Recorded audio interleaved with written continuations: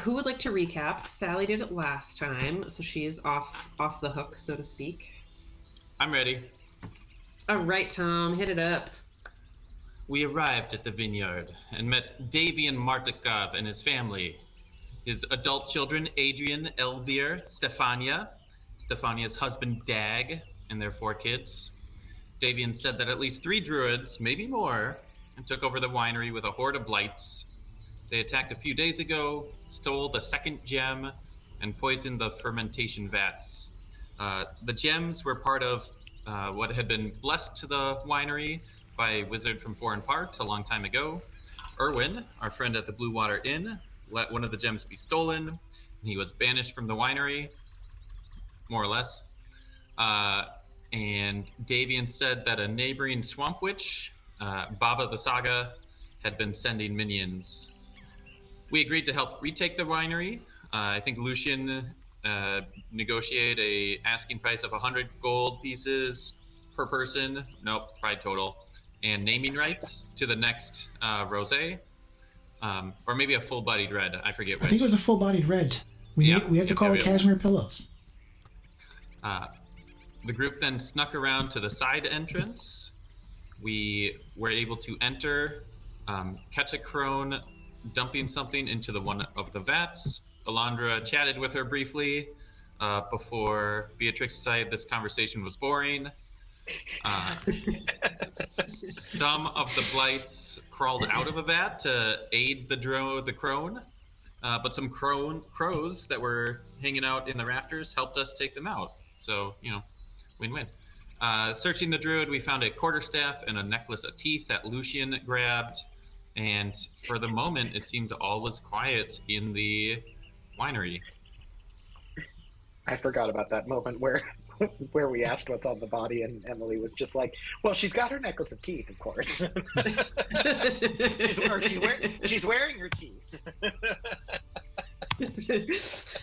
Some teeth. We don't. Some are human teeth, some are maybe not human teeth. When you put it like that, it sounds like it's her dentures that just hang around her neck like glasses do, that pop them in for a bite. Yeah. It's kind of smart, actually, losing that way. Right, exactly. Oh yes, I'd love to try some. Let me just pop my teeth in. I imagine it's like, remember like those, like the necklaces of candy when you were a kid, where you could just the elastic. I imagine that's what her tooth necklace is like. Like the little Smarties candies on the necklace. Yeah. Mm-hmm.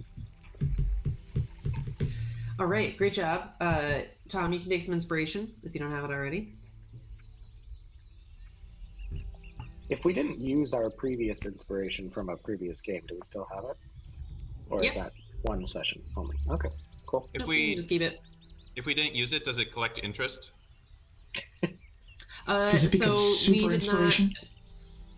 I know Tom's like, yeah, we could totally bank inspiration. But no, I'd like to encourage you to use it. So you may keep it between sessions, but you can only have one at a time. And that's also because D&D Beyond only lets you have one at a time. So to me, that makes sense. It does. All right. So you guys are in this winery. It is afternoon, and you've cleared out this crone. What would you like to do? Crows are still... What are crows doing? The crows flew back up to the rafters. They appear to just be watching you.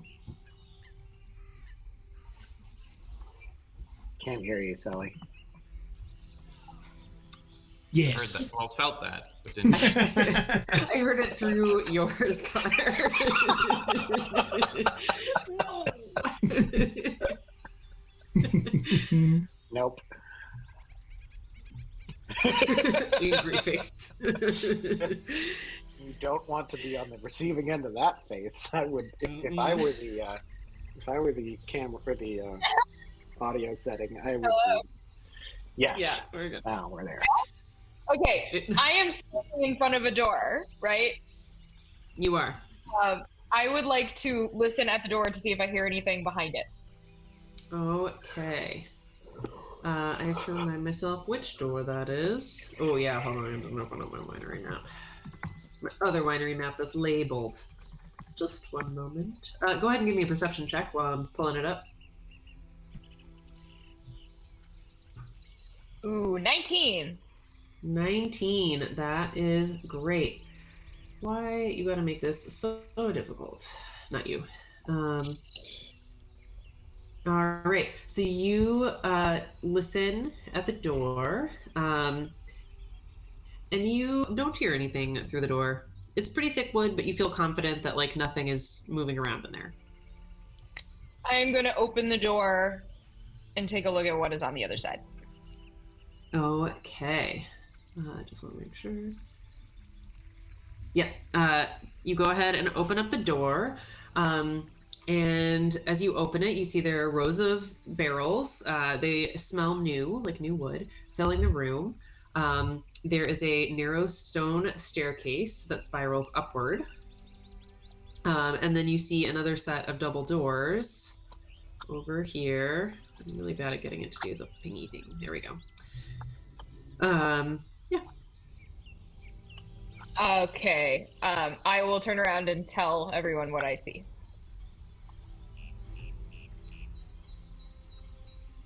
Lucian is going to kind of slowly and warily slide along the wall here, looking up at the swarm of crows. And he is going to whisper over to Elandra and say, pointing kind of at the crows, friends of yours? Any idea why they were fighting on our side against the druid? I'm going to make a really strange, like, I don't know face and go like this. Wait, I don't see my camera, so 1 second. Yeah, I want to see this face. Well, she was there, and now she's gone. There she is. No, it's more like this.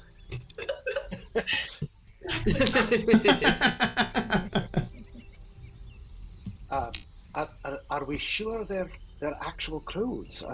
Could they be something else? Can I look to see if that, like, do they appear to just be normal crows, or is there something different about them? You can make a nature check. I was hoping you were going to say that. Well, Or are you good at nature? Better at nature than animal handling. 13. 13. They look healthy and well fed. They're very glossy, but otherwise they just look like normal crows. can Courage... she had checked this door at the end of last session, didn't hear anything behind it. We'll try to open it and take a look inside. Okay. And that's the southern door to the glass blowing room, I think it was described before. Thank you. That makes it much easier for me to find in my notes. I had it memorized last time because I'd just written it all out, and now I'm like, oh, what are these rooms? Let's see. And then you did 2 weeks of general studying, and now all that knowledge. Yep. When is generals, Emily? The week that you guys come back. Oh boy. So I'll be partying when you guys return. Nice. It was scheduled intentionally this way. Yeah, I'm gonna do 2 of 3, but we can talk about that another time. All right, so you try to knock on the door, or you try to open the door? Try open. It feels like it has been barred from the other side. Did you want to try to break it down? Nope. We'll whisper back to the group. This door's barred. This door's stuck.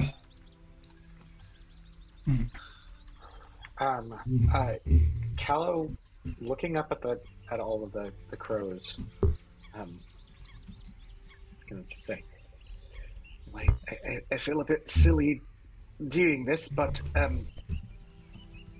are you all friendly? Thank you for the help. Do you understand me? Do you understand us? You seemed to be particularly bothered by those blights. Mm-hmm. No.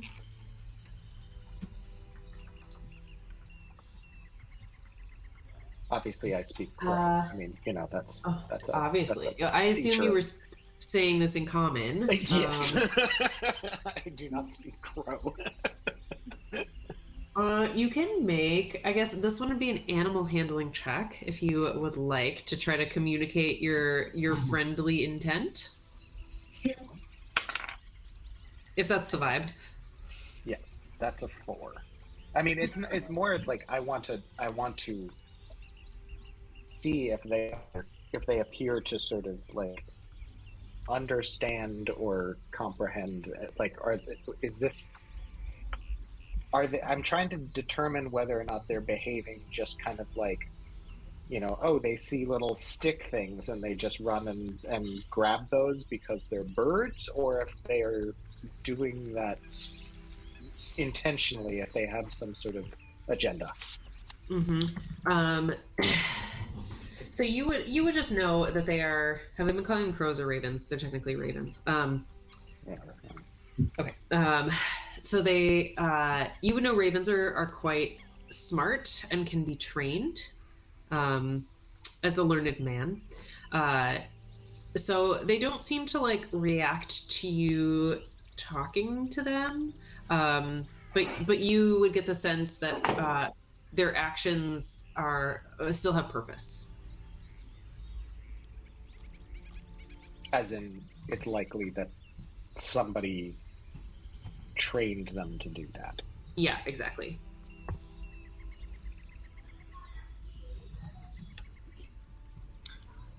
And the vintner and his family did not mention anything about crows or ravens, rather. To us. Yeah, my bad. Sorry about the crows, ravens. No, they did not, as far as I remember. No, I don't recall that either. So I'm pretty sure they did not. Okay. Well, Beatrix, if you have stairs up, I thought we take out the top floor before the bottom. Okay, let's go. So I'm going to enter into the room and start to go up the staircase. Okay, what is your marching order as you go up? Beatrix first. I'll take the tail again. I got second. Elandra. Can you guys hear me? Now we can. Now we can. Can now. So weird. All my stuff just turned off on my screen. Oh, now we can't. Now I can't. Now we can. It's like muffled. Swapping chords. Swapping mics. Marty's so cute.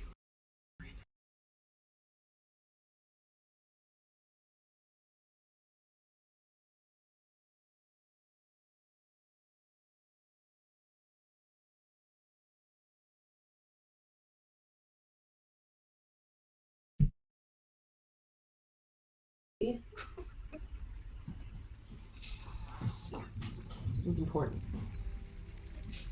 I've been out and about a lot.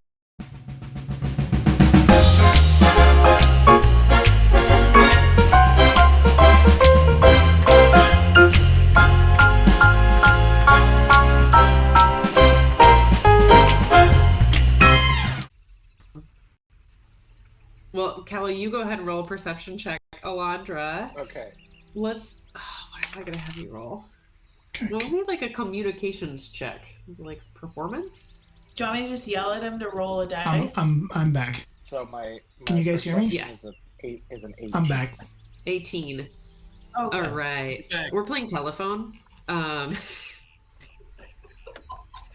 So Beatrix and Elandra both heard some rustling at the end of the hall, as well as some murmuring. So we're playing telephone down the stairs. That would be fun. Maybe it's insight. So Callow, you rolled real good to hear Elandra, and then you then whisper to Callow or to Lucian. Lucian, go ahead and roll a perception check to see how well you can hear him. And Callow, what do you say to Lucian? Well, what did what did Elandra say to me? What do you... I would have said Beatrix heard some rustling. We're going down the hallway. Okay, so I would Beatrix and say- Elandra are wrestling. In the hallway. All right. Make it weird. I mean, yeah, but I said I would say Beatrix and Elandra heard wrestling down the hallway because I rolled a high perception check, so I actually heard what she said. You did indeed. Lucian, go ahead and you can is that the message you're going to pass along to Ismark? Yes. The correct one or the wrestling one? I think with a 17, it's probably I'm going to pass on exactly what Callow said to me. Okay. Yeah, go ahead and make a perception check for you're running Ismark, right? Yeah, Yep. for Ismark. Yep. Let's try to switch over to him here. Play. Skills. Also, if this is not Perception. fun, you can let me know, and we don't have to do this. I just thought it was funny. I think it's fun as long as somebody fails the check at some point. Who's behind Ismark? Is it Courage? Arena is behind Ismark. Ismark is going to turn to Arena and say, Beatrix wants to wrestle in the hallway. Because with a 7, that's what he heard.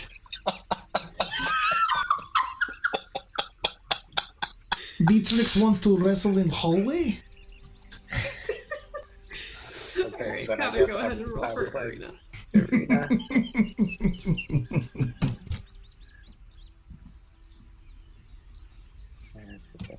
Perception. It's only alphabetical. Ooh, so Arena got a dirty 20, so she heard exactly what Ismark said, which is Beatrix wants to wrestle in the hallway. So she will repeat that to Courage. Courage, go ahead and roll perception check.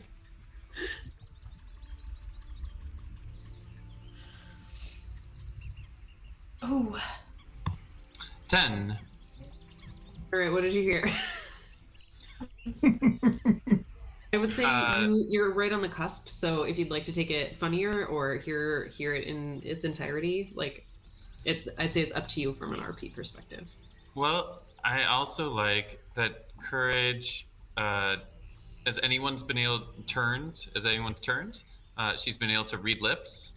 So it's just like shaking her head as she sees the changes that come down the line. All right. And just like later.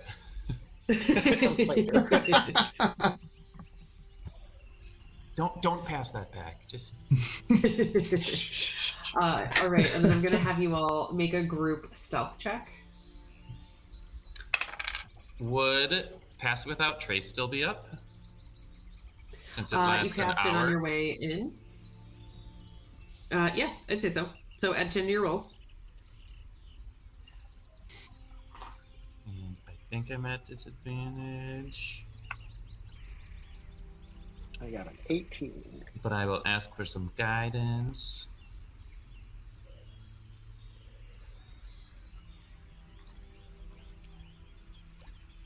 Sally, I think I heard you say your roll, but we can't hear you over the mic again. 21 for me. Microsoft Teams, stealing microphones. It's 2024. Microsoft Teams. Teams got installed on my laptop as part of my Windows 11 update. I'm not pleased.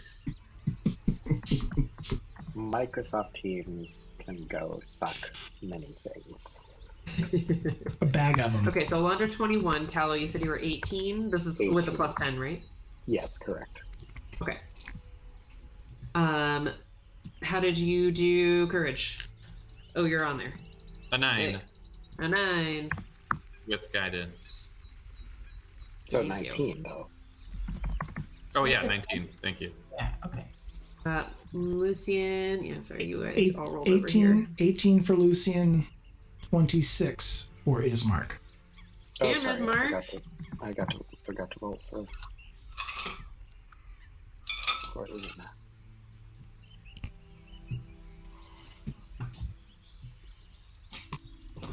Let's see if it fails for my maths.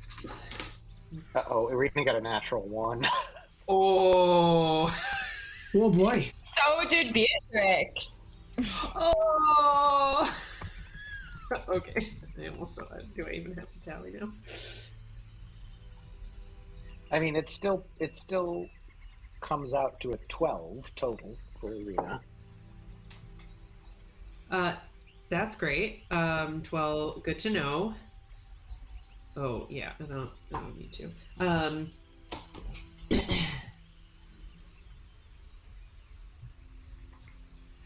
Yeah, I'd say with 2 nat 1s. So Irina did. Oh, she heard. Yeah, so she heard that Beatrix wanted to wrestle, and she's like, well, okay, if that's what she wants right now, it seems kind of weird. She crashes past all of you, and loudly is like, "Why, you want to wrestle now? Let's go!" And we can have it be that I turn around and go, shh, like too loudly. Like, a very, very aggressive shh. All right. And so as you do the shh and you turn back towards the room, you notice the room has gone dead silent, whereas before it was like some clear rustling, etc. All right, I'm going in. Are we upstairs now? Yeah. I'm still seeing the first floor map. Yeah. Ah. Oh no. I'm seeing second floor. I see the second floor too. I see the second floor. Could you change us all to like a different floor and then bring us back to the second floor? Sometimes that realigns it. It might be because I crashed. Because it's just what I had cached last. Okay. So now we're on first floor. Now I see first one. Yep. Okay. I'll try again. Go. There it goes. Now I see second floor. Okay. Great. As you know, I fear switching maps. It was probably just because I crashed out while we were still on the first floor, and it never forced Never the update. updated. Yeah. Yep. Thank you. Okay. I think what makes most sense in this case is going ahead and rolling initiative because they know you're coming. Who is this they? Who is this they? You don't know yet, but the people, the creatures in this room that Beatrix and Elandra heard have also heard you. And just this like it's a hallway that I see in front of us. Right? Yes. Oh, sorry, you were crashed out. I'm so sorry about that. And this is just to the south of us. That is a solid wall, right? I can't see down into the vents. That's a solid wall. Correct. Okay. Correct. Perfect. That's a solid wall that goes all the way up, and you'll notice to like Lucian's right or behind Lucian to the east. Yep. That staircase, like that wall's off that other side. Gotcha. Yeah. So this is like this is the like the living area that is separate from the like winemaking area, right? Yeah, I would say like you guys probably wouldn't know that yet, but you as players know. But yeah, all right, got it. Got it. Did when we went into initiative, did that automatically roll for Irina, or do I need to do that? That is a great question. Let me check in just a second. It looks like she's in the list, but all right, good. very far. Yeah, it looks like it did it automatically. Okay, great, cool. Perfect. Okay.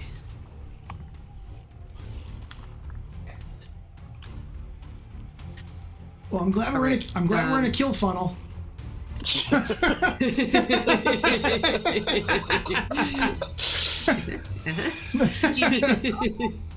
tunnel. Yeah, Beatrix, you are quite conveniently up first. All right. Here's what I'm doing. I am going into the room. Or I'm standing in the doorway. Okay. As you round the door, you see... Where are we at? It's not there. It's up here. It's up here. So the door to this room is just like hanging open, almost like it had been almost like ripped off its hinges. You can't see much because there is a massive creature made of vines standing in the doorway. Oh shit. Vines, you say? Vines. This is made of vines. All right. So since it knows I'm here already and there's no point in stealth anymore, I am gonna turn and yell down the hallway, "Giant vine thing! Giant vine thing in the house!" And I am gonna go at it with my glaive. All right. Here I go.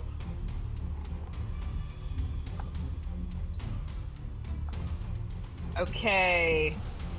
That's gonna be an 18 to hit. 18 definitely hits. Okay. And I am also going to, since I know I've hit, I'm gonna use my first spell slot, and I am going to make this one a smite. I am going to, yeah. You shall be smote upon? Yep. I am gonna make this. What is it called again? What is my smite? Divine Smite! Spend one spell slot to deal 2d8 extra radiant damage. Alright. Wow. Okay, so. D10. Have you, All right, have you that's smitten anybody before? Yes, I have. I smote the vampires. Oh, right. I couldn't remember what it Yeah. looked like. All right, so that is a 6. Wait, hang on. 1d10 plus 4, so 10. So I rolled a 6 plus 10, and then I get 2d8s. Here I go, d8 and d8. All right, we got an 8 and a 5. So 10, 18, and 23 damage. All right. Yeah, what does it look like when you smite this? Yeah. I'm gonna say that my glaive glows with the sun god's might, and I just skewer this vine thing. You see as her glaive enters, it lights up and basically like burns a radiant hole through this vine blight, and it makes a like horrible like slithery noise at you. All right, and I will take my next. I will go ahead and do my polearm master and hit her again with the Alrighty. butt end. Boom. All right, that's a 16 to hit. 16 hits. Okay, and for the damage, I get a D4. Hello, D4. That's a 3. 26 total damage. Wow, On this you got nightmare exactly what you needed. And so as you burned this hole into it, it was technically still standing, and you headbutt it with your glaive, and it collapses to the ground. Yeah. All right.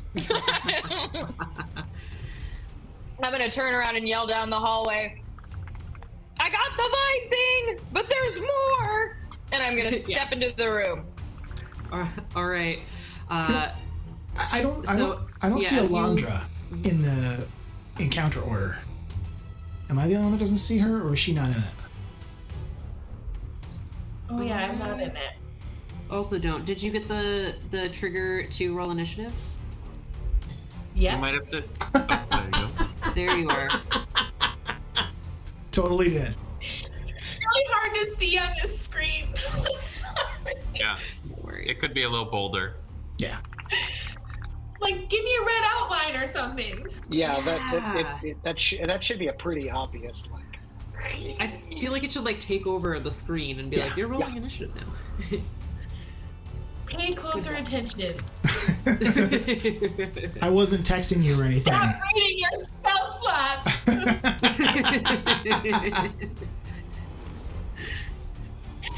All right, so Beatrix, if you'd like to move into the room, go ahead and. All right, I'm gonna. Clearly, there's another hag thing, another druid. So I'm gonna step in front of the druid to leave a path into the room for people to come behind me.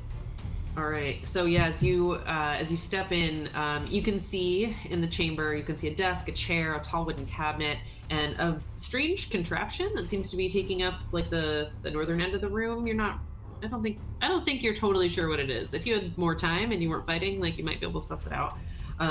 This hag creature, as you all have decided to call them, is human, but is so caked in dirt and mud that it's almost hard to know for sure. Her hair is full of twigs. Her face, it seems like it's coming out from underneath a veil of moss. She almost looks like she grew up from the ground. And she was clearly rooting through a cabinet whenever before you guys came in. All right, that was Beatrix. Callow, you're up, followed by Druid. Okay.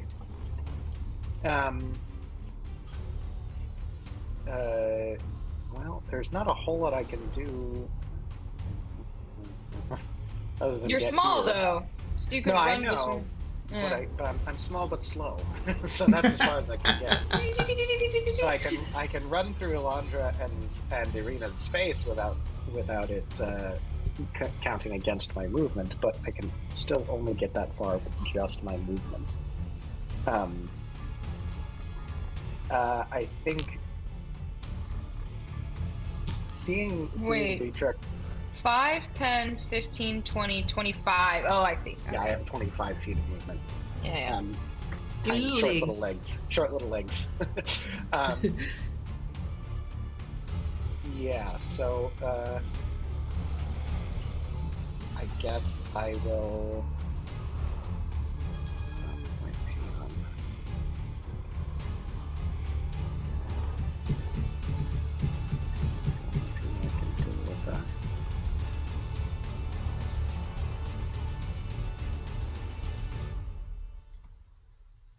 Yeah, because the only bonus action I have is Healing Word, which I don't think we need right now. But I will use my dash to get.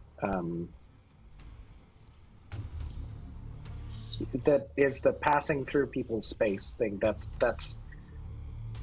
just applies to me, or does that go in both directions? Like, as that's a good question. If I can like just kind of scurry through people's legs, like. Does that mean that other people can just step over me? Huh. I don't know. I'm curious what other DMs have seen. I don't feel like I've ever thought about it the other way. It makes sense. I mean, either way, I'm blocking the path whether I'm here. You know, what is it called? Like, what is the feature called? Because for halflings, it's something like nimble movement, implying that they're just really good at dodging between people. It is. I don't know if gnomes have this. I thought they did. I thought they did too. Maybe I've been completely playing this wrong. And it would probably be because gnomes aren't thought as nimble as halflings. That's true. I thought it was a size thing rather than a dex thing. I did too. Oh. No. But I guess it's a dex thing. Okay, so never mind.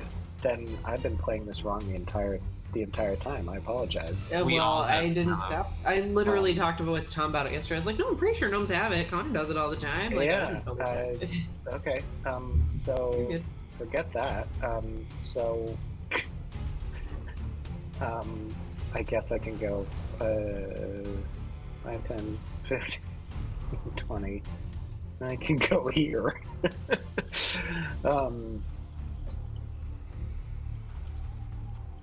I will use the rest of my movement Or my action to dash, though, and I will dash to here. The effect is Alrighty. still the same. Excellent. Yeah, essentially you did the exact same thing. I love that. Anything else you'd like to do?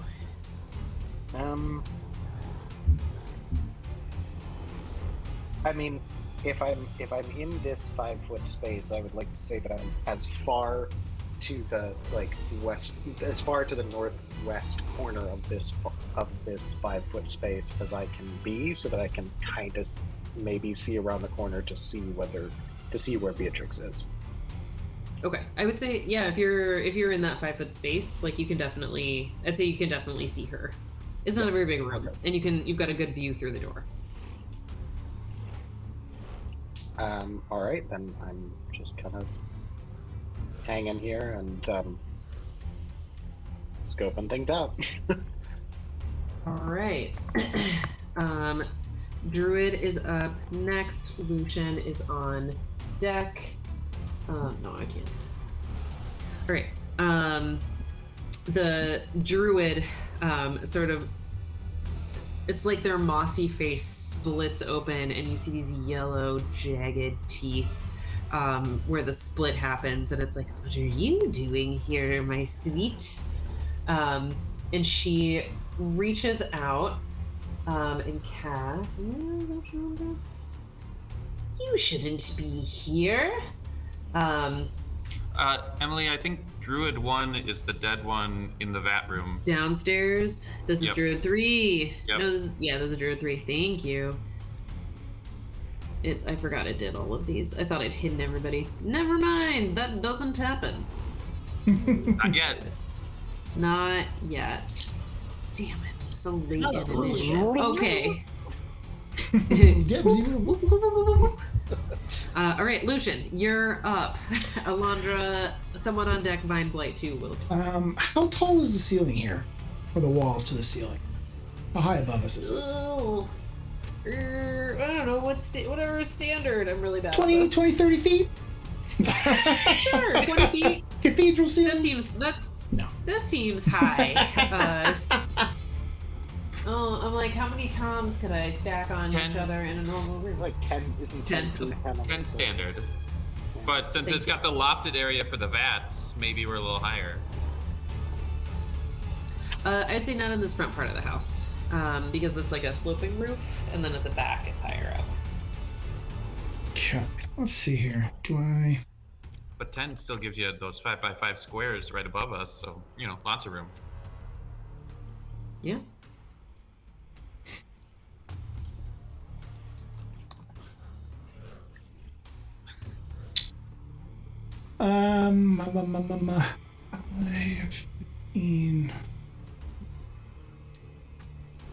And this door right here, was anything done with this before I came, while I was out? Nope. The door was... And did they listen? No, all three of these doors are closed.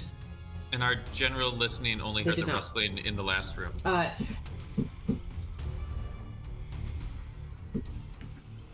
Shite. But there was a natural 20 on it, or whatever that's worth. Gotcha.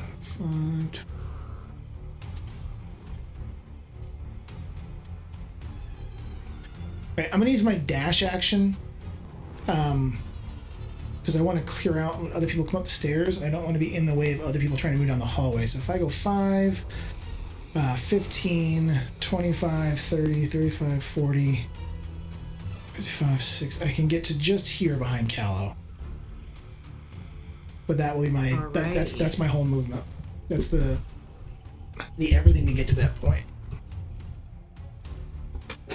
But hopefully now I'm not clogging up, choking the stairs. Anything else you want to do in your turn? I throw elbows into Arena and Elandra as I'm going by. Excuse me, coming through.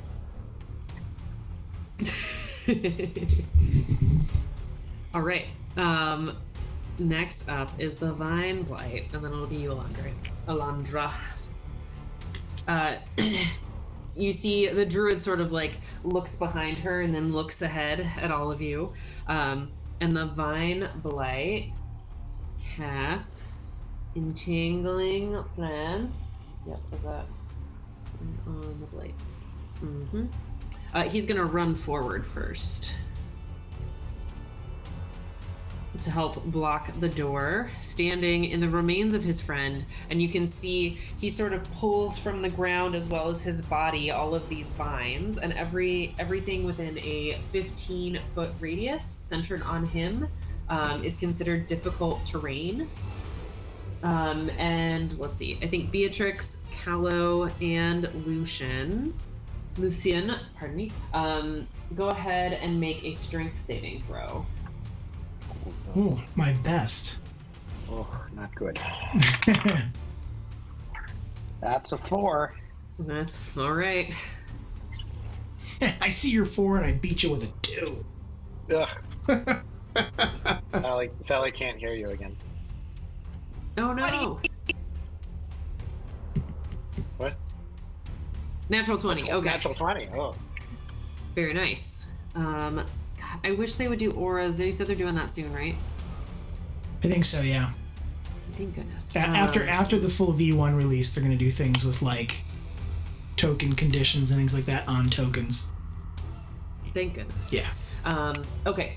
So Callow and Lucian, you both are restrained. Yeah. Beatrix, you're fine. But no and damage, restrained just sustained. correct. So you just can't move. And then attack rolls against you will have advantage. And we have disadvantage on attack rolls. And you have disadvantage on attack rolls. Yep. And dexterity saving throws. Correct.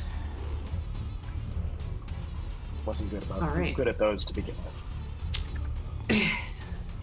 So this vine sort of you see vines erupt from his body, and they start to crawl down the hallway towards you both, and crawl out the side of like down the other side hall, as well as behind him into the room.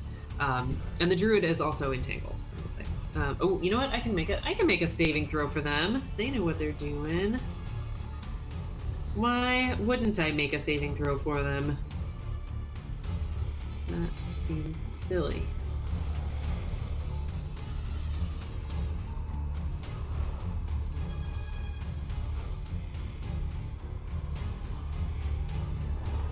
Not entangled.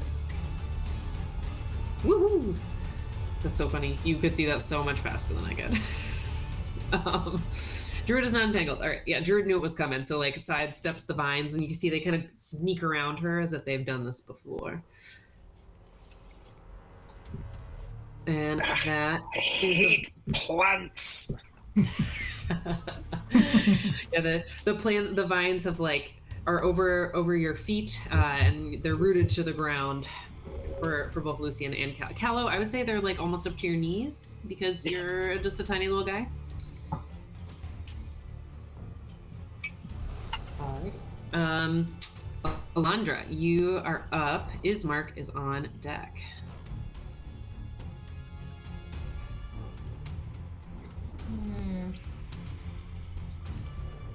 I don't know how much I want to block this space.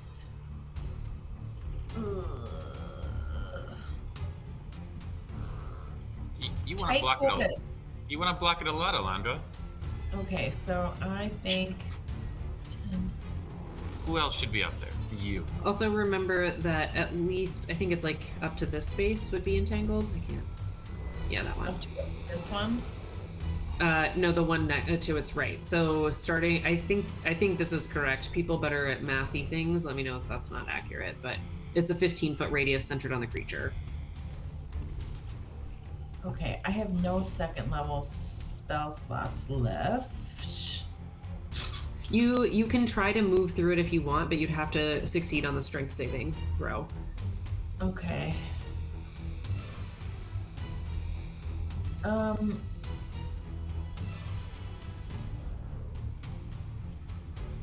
Okay, so would I be able to attempt to use my sword to like hack away at these vines and try to get through? What does that look like?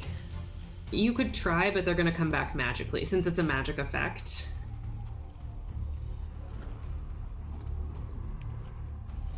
Is that even right? It's just one of its actions. It just can do it. It's like it doesn't have to do concentration checks.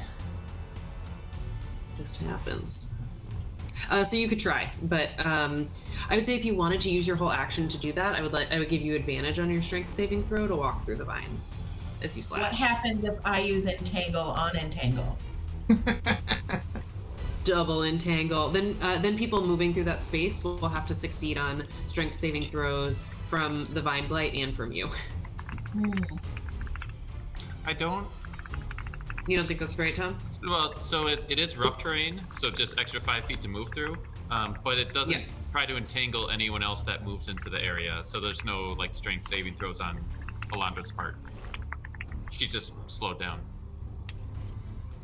No, this is like a special thing that the Vine Blight has. When she moves into it, she will have to do a strength saving throw still. They keep growing. Yeah, it's not like it's close to the entangle spell, but it's like a Vine Blight special action. Ew. I know.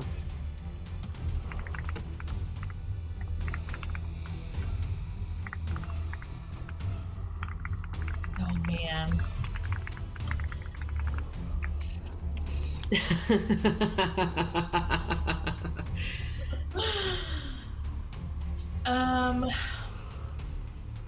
Yeah, I don't know what to do here. I'm sorry. It's okay. Just try something. I don't know. I mean, yeah. It doesn't. I don't think anybody's in a good position in this part.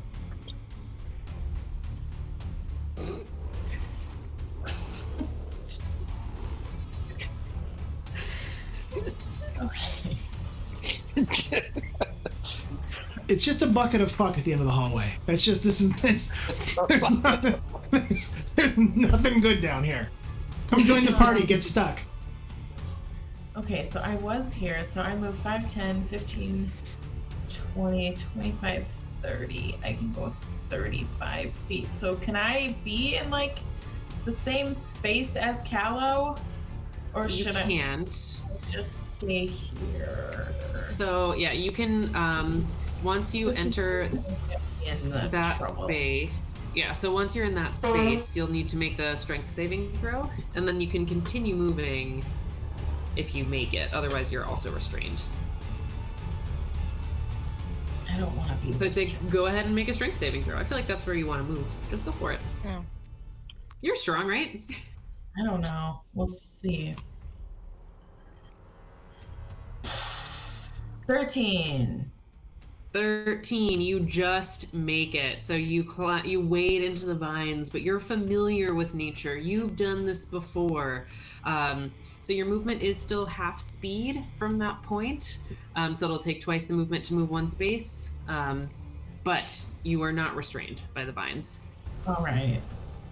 Elandra's all lithe and elfy and, like Orlando Bloom and just Legolas. He just runs over shit. It's fast and amazing. Does the... I'm trying to see what I have in my inventory, like anything that will harm this sucker. I mean, can I just start hacking at it with, like, daggers and swords? I mean... Yeah, absolutely. So you moved, so you've got an action and a bonus action. Okay, so I can use my sword and my dagger both, because I think I have 2-weapon fighting. So I will start with, they're both light. So I'll start with my sword and just take some swipes. Okay, your sword has like a cool name, right? Like a Moonblade. The Moon Touch Sword. Scimitar. Moon Touch Sword. Oh god, 7. 7? Only 7. So as you slash out at the Vine Blight, you slash through some vines, but it just grows right back immediately. You're not able to like get in there enough. All right. So I'll use my dagger next. 11. 11. Same thing. You sort of slice through vines and they just immediately grow back, like the dumb vines that are trying to grow over my neighbor's fence into our garden. I hate them. Okay, I will be done. All right. Yeah, we got some crowding near the door now. Ismark is up, and I'm so pleased that I don't have to do it. 5.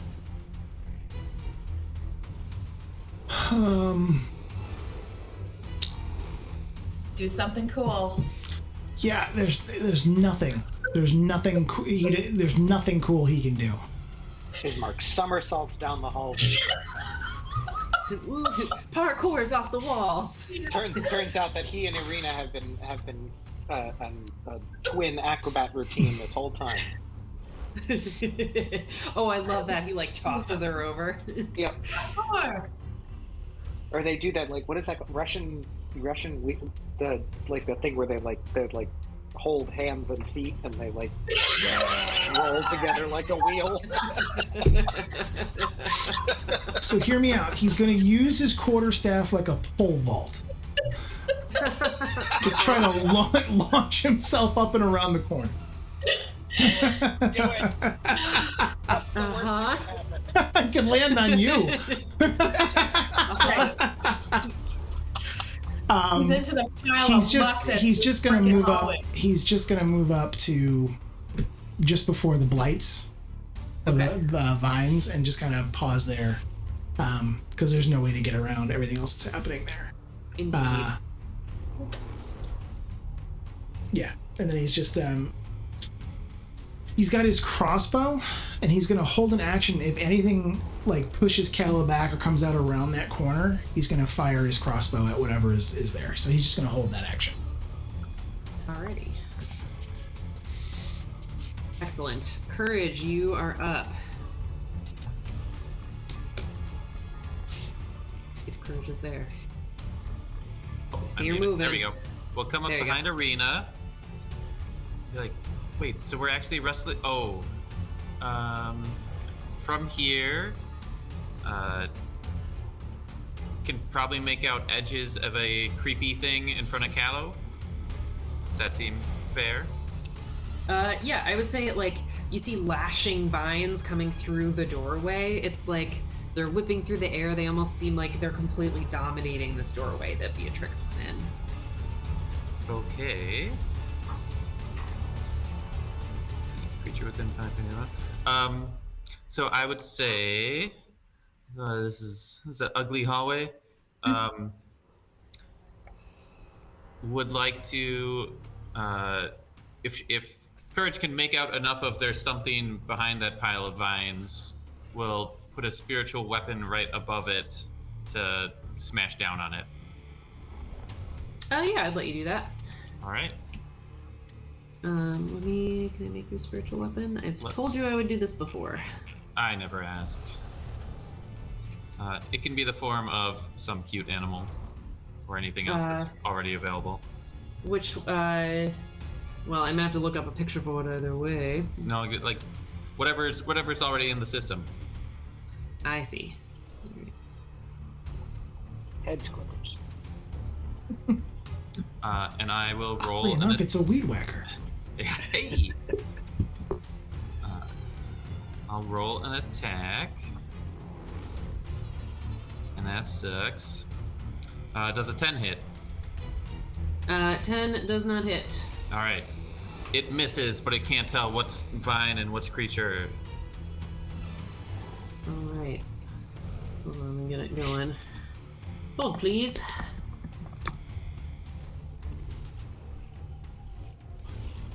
Oh. I think. Oh no, Druid's up next, and then Arena. And since that's a bonus action, It sure is.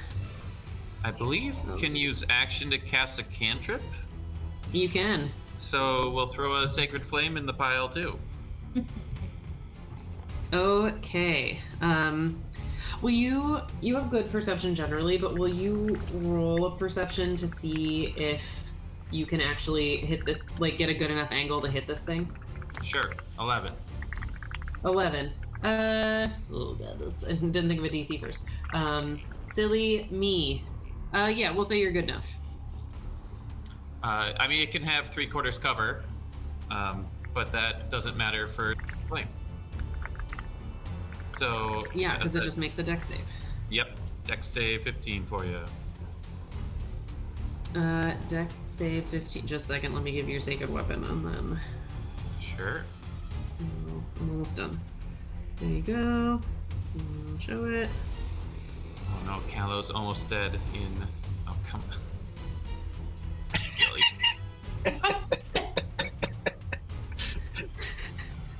This is what you're seeing. I feel like this is what it's gonna look like forever now.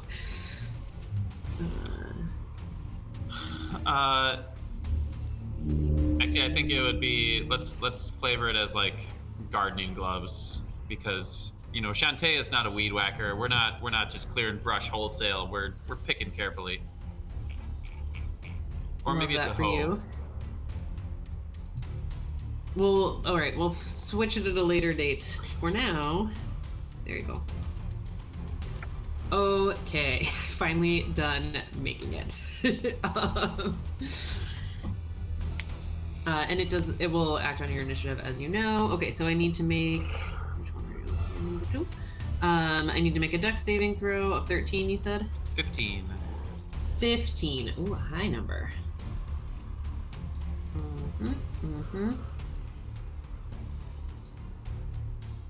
Oh, and it's just so dexy with that -1. Great. So with the bright flash and the gardening gloves and a splash of flame for 7 radiant damage. Okay. You see the gardening glove / weed whacker just lop a chunk off vines off, and they don't seem to grow back quite as quickly as previous attempts have. You said 7 damage? Yep. Okay, great. Okay, it is caught up now. Now, finally, it is the druid's turn. Unless there's anything else on your turn, Courage. Nope. Just for reference, how is Courage seeing into that room or seeing the thing? Because if you draw if you draw a straight line from the bottom corner of his space, you can't touch any piece through that doorway.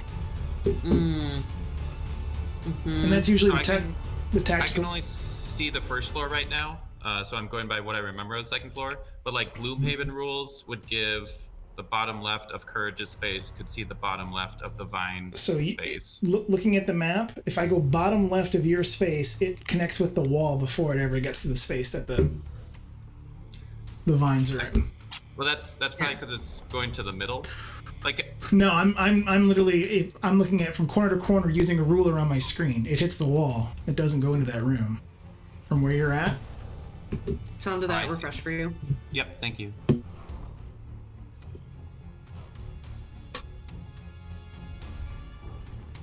Yeah, I did make him roll a perception check. If you go by the grid, there's no way for you to hit from there. It's. I mean, we've already done it. I'm just saying, like, that was why Callow and I moved up, thinking that there's no way to hit anything from the end of the hallway. That we had to get down there and be able to see what we're actually attacking. Let alone casting spells around the corner. Sure, we can undo the radiant damage. All right. Would argue. I think the spiritual weapon is fine because you can see the doorway. And you don't have to see the target coming out of it. Yeah. Mm-hmm. And so you cast it and moved it. Sure. All right. Yeah, we'll give him his hit points back for that sacred flame. Good call, Jaime. I'm terrible at the angles. Tom can tell you from Gloomhaven. I never understand them. All right. Tom, is there anything else you wanted to do on your turn instead? Okay. It's the druid's turn. So with the vines in the door and your friends sort of separated outside, this druid turns to you, repeats her little speech from earlier, and is like, "We're alone in here, my dear." And she puts her hand out and casts heat metal on you. So your armor begins to glow red hot. Ooh, yeah. I'm just gonna do this. And you take 7 points of fire damage. And I can't defend against it or resist it. Let's see.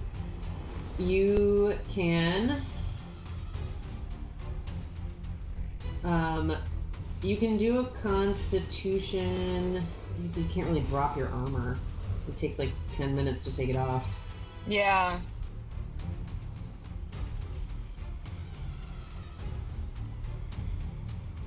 But don't drop disadvantage. Yeah. This is the first time I've actually used heat metal. No, I don't think there's anything you can do against it. There's a Constitution saving throw you can make. And takes damage from it, right? Okay. Cause the object to glow red hot. If you're in physical contact, takes 2d8 fire damage when you cast the spell until it ends. I can use bonus action to keep doing it. If creature is holding or wearing the object and takes damage from it, you must... So go ahead and make... No, you can't drop it, though. Yeah, doesn't matter. Yeah. Okay. Yeah, it doesn't matter. Okay. All right. Great. So that is that I'm gonna do. And you see, she kind of pulls a weird staff out from underneath her like mud-caked cloak, and it begins to glow a little bit. And that was her turn. Irina, you are up at long last. Indeed. So Irina will look at this bucket of fuck at the end of the hallway. I think we need to find another way around. I don't know. I was trying to find an Irina voice. It's kind of soft and breathy.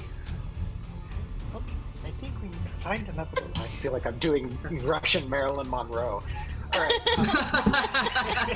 Yeah, why not? So, I mean, Irina is very beautiful, like Marilyn. This door that Irina is standing right in front of, is it locked?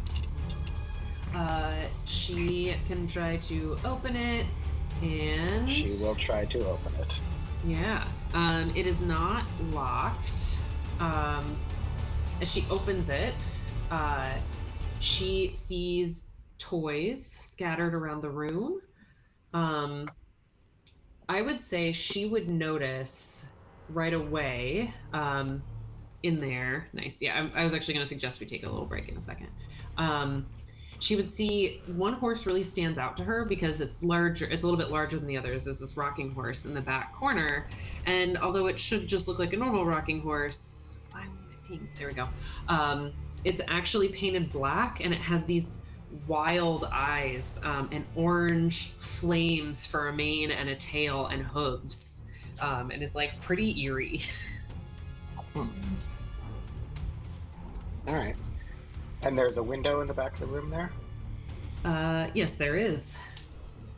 And, okay, so she will go to the window, presumably climbing up onto the bed there. So that's 5, 10, 15. Throw open the window. Mm-hmm. Is there, what is outside on, like, is there a, I see there's like vines on the side of the house. Are the vines clinging just to the house, or is there some sort of trellis on the side of the building? I believe there is a trellis. I can check.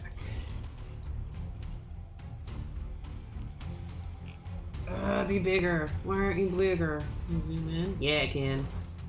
Oh, they are just kind of all over. Oh no, I like that. There's a trellis. Okay. I've decided. She's going to climb out the window and climb onto the trellis. Love this. So now she's out here and is going to. So that would be 20 feet of movement. Okay. And if there's a point at which there needs to be rolls or things need to be. Yes. less movement, let me know. So she's I would, climbed out. yeah. I would say she can make either athletics or acrobatics. I know some people are stricter about this than others, but I like the idea that you can use either thing to be good at it. Because, she's like trying to get her feet into small holds, or maybe she's just truly muscling her way over. So you can choose. I think she's just muscling her way over, given that it appears that she has pretty high strength and advantage, or not advantage, but what's that other word? Whatever. The thing is filled in on athletics. All right, athletics it is.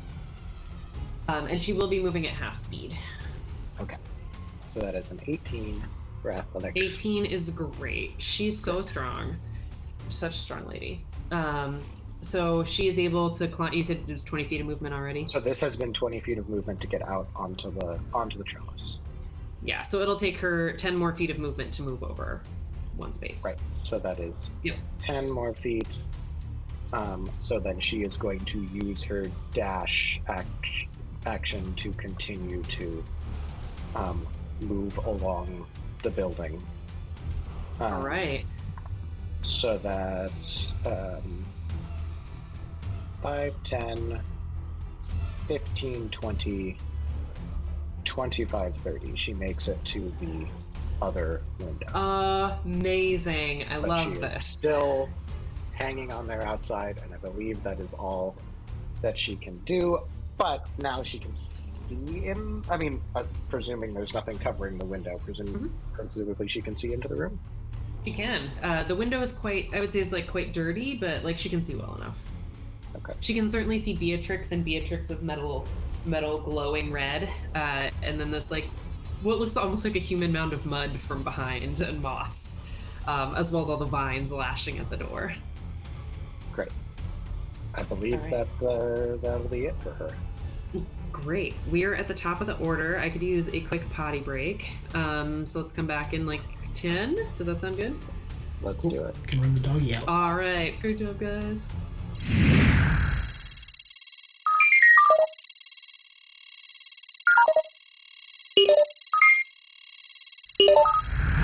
Alrighty.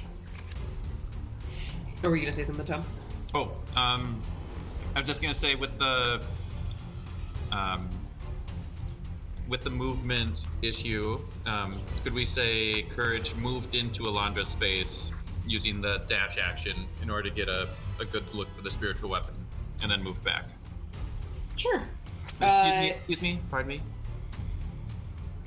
So how far did you move up to Ismark? Like where Ismark is? No, Elandra was between us when it was my turn.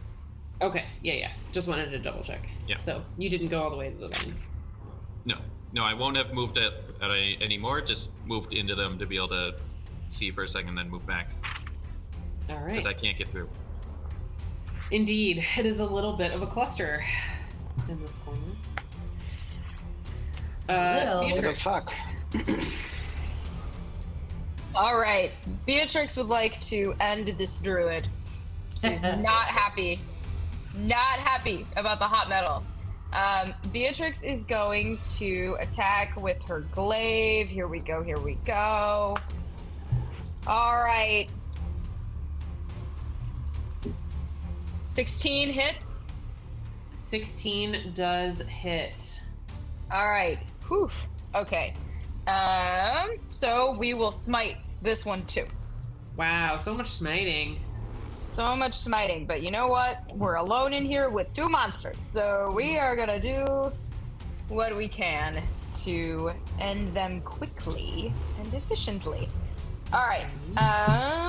Here we go. So we are going to do the damage roll. 10.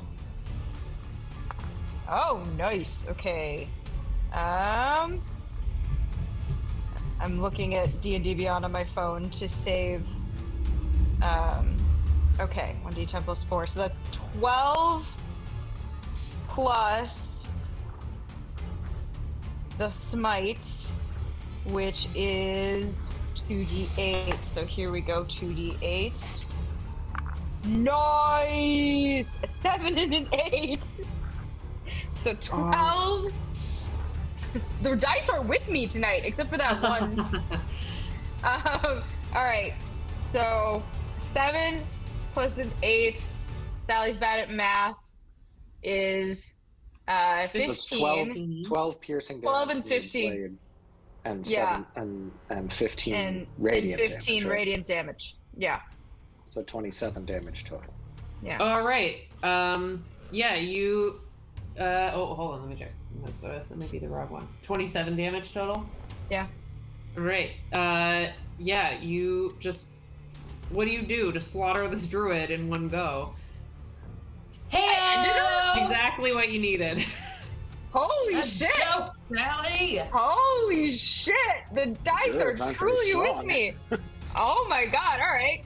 So I'm gonna yell something like, "You've displeased my lord," and I'm gonna skewer her with the glaive and sort of give it a little twist and send the gold radiant energy of the sun down the glaive and let it just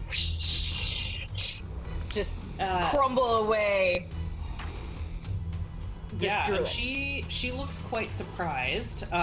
So she's just like pulled her hand back from casting this heat metal on you, grinning maniacally as you do this and you disintegrate her effectively. Awesome. So when I use Polearm Master, does it have to be against the same enemy? Because if I can thwack the vine creature with the butt of my glaive, I would like to. Let me check. Also make sure you're keeping track of your smites or take your spell slots. Yes. So Yes, I have 2 out of 3. I only have 1 left. Okay. But just I wanted to think make in sure. this situation, probably worth it. Okay. Yeah. Yeah. Yeah, and that's the same as your spell slots. It's like if you want to cast a spell, Yes. that would take 1 too. Okay, good. Just making sure. Yes. Um, Yes. Yeah, I haven't cast any spells up to this point. It's all been just glaive work. So, That's what I thought. I just wanted to Yeah. make sure. yeah. I think you can do it against a different creature. I don't see anything in the text that says you can't. So yeah, go for it. All right. Here we go. Attack roll on the Vine Blight. That's a 16 again. 16 hit? will hit. 16 hits, so then that is...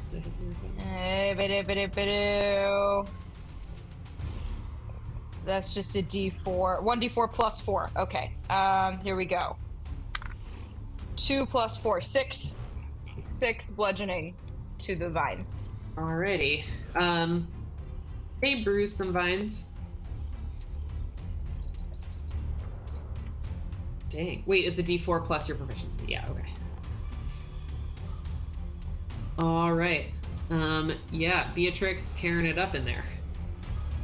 And with that, I am going to move further into the room to create space for others if possible. You know what I'm going to do? Actually, I'm going to flank the vines. I'm going to come the other side of the vines and stand, so that Callow and I are flanking them. Oh, it's a desk? Oh, There's shoot. a desk there. All right. Okay. You were sort in of that case, squeezed into the space by the dresser in that other space, but the space was okay. fully taken up by a desk. Okay. In that case, I will go diagonal. I'll move a little further into the room, and I will be diagonal to the Vine Blight, where in the space where the druid was. Okay. Presumably Yes. standing on her pile of dirt ash. Yes, indeed. I mean, her corpse is still there. It's just quite charred. Gross. Also, I should have said Irina, when Irina comes to the window, she can see the big contraption in the back of the room. It's she could crawl sort of over it, but it's going to be difficult, just so she knows for the future terms. Have I gotten a good look at it? I don't know. Would Beatrix know what a printing press is? Yes. All right. Now you can see because the druid's out of the way, it's a printing press. Probably made for wine labels. Would be an easy deduction to make. Cool. All right. Callow, you're up. Does the strength check to try and get out of the unrestrained from the vines, is that an action or is that a free action? Let me check. Let's see. Strain. You can use your action to make another strength save. Okay. I'd like to try and attack this thing, so I don't want to do Yeah, go for it. But my attacks would be at disadvantage, correct? Mm-hmm. All right.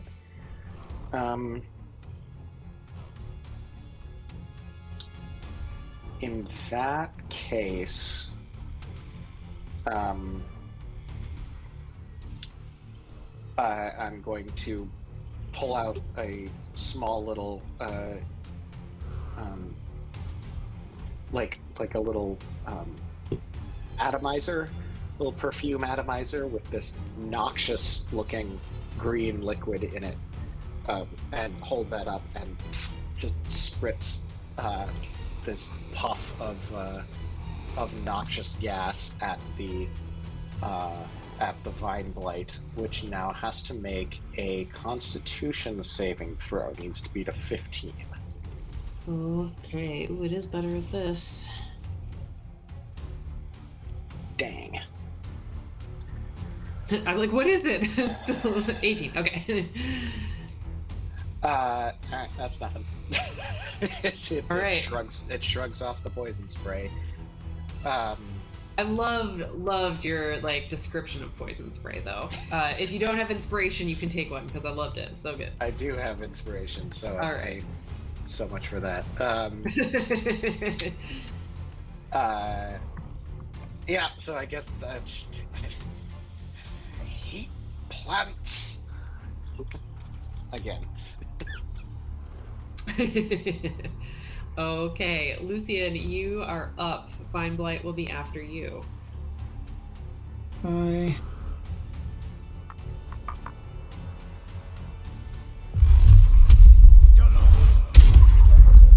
You with disadvantage, it's probably gonna miss. Yeah, 9 does miss. But the effect is cool.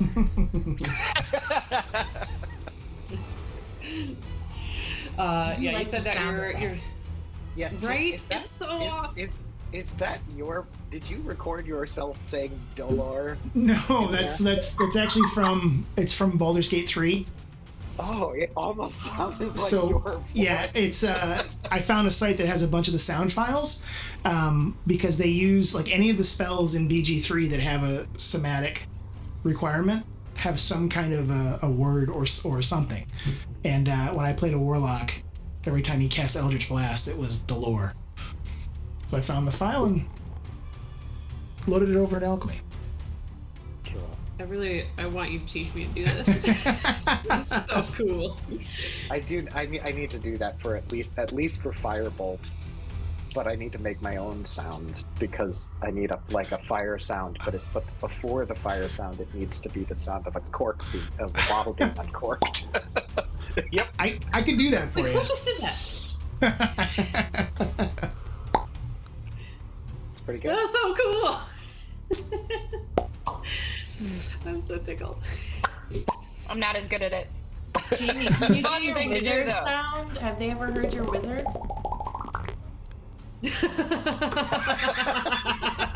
Wizard bubbles. What does Miles think when you do that sound? He looks at me funny. I did too the first time I heard it. Misspent childhood. Look, the 90s were just a really special time when we didn't have the phones to keep us entertained all the time. Sit there and play with the door, the things that protect the wall from the door. Well, oh my god, I'd play with that for ages. Yeah. And Emily, thank you. God bless you for saying the 90s. and 80s Thank and you. 80s and 70s and 70s.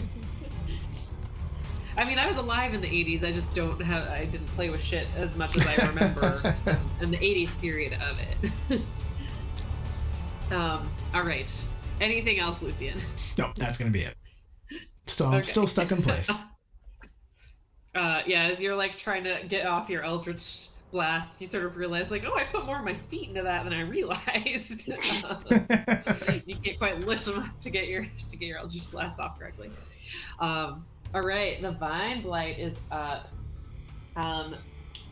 Beatrix would be more strategic, but this Vine Blight is not very smart.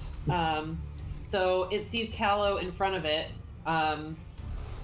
Callow's like looking up at it and like misting. And it reaches out with its vines and attempts to wrap its vines around you in a constrict. Let's see if it hits. Oh, it has advantage, doesn't it? I believe it does.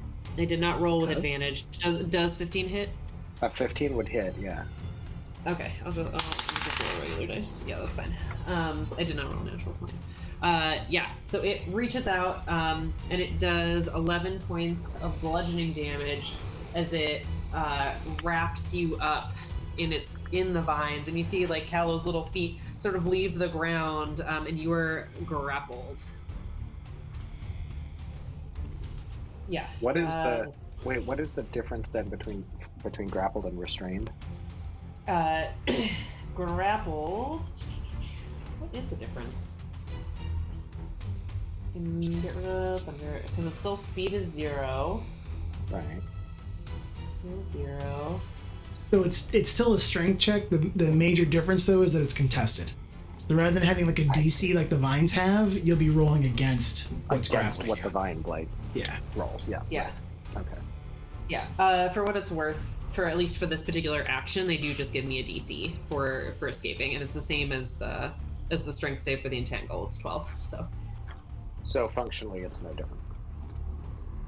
Yeah. Okay. It means you're being grabbed by vines from every angle. Right. I would say you have disadvantage on your attacks, but you already do. So Already have that, yeah. you're being completely wrapped up. And I would say the vines are getting a little bit of cover from you. You're small, but They're getting cover. Wait, what? Sorry, they can use you as a little bit of cover. Like literally using your body as a shield. I hate Little feet in the air. Elandra, you are up. Ismark is on deck. So, what can I do through this situation? Can I climb over and through and get into this room somehow? I don't believe you can move past an enemy. Okay. What? You could try.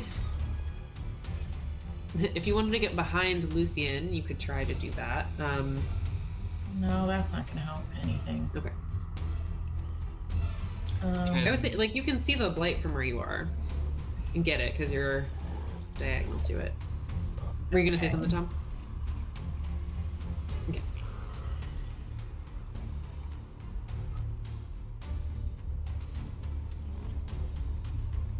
I think I'm just going to end up having to use my weapons again. Do you have Shillelagh? I meant to look. No, I don't know what that is. I haven't heard that before. Okay. I never know if that's how you say it. It's a thing that allows you to use your weapons, but with your spell attack bonus. But it's a cantrip. So if you get a chance to get another one, could be something to look into. I believe that is how you say it. Okay. Thank you. Or close enough. Yes. Yeah. When I first started playing, I always said it like shillelagh. It was fun. Shillalog. Shillelagh.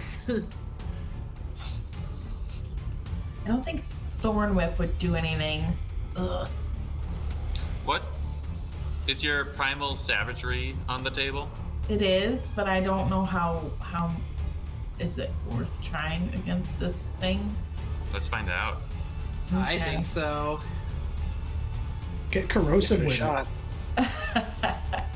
But we need a good description. Are we talking teeth? Are we talking fingernails? it. All the Toenails. things. It's all Can we do just toenails. all of it? No, Yeah, not I'll let you do all of it. nails. But teeth and fingernails for sure. It does say it has to be within 5 feet, and you're sure I can go through this diagonally. Yeah, you're good. You can, especially now that like that space isn't open, but because he's got Callow picked up, it's All a little right. easier. So I will try primal savagery. Hell yeah! Make that melee skill Oh, attack. 24. That definitely hits. Did you roll a natural 20? No, 18, right? Yeah, 18 plus 6. And 1d10.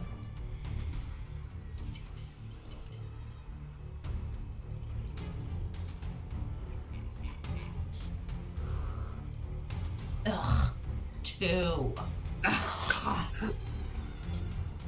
Oh, you said. But what does it? Yeah, what does it look like when you use your primal savagery?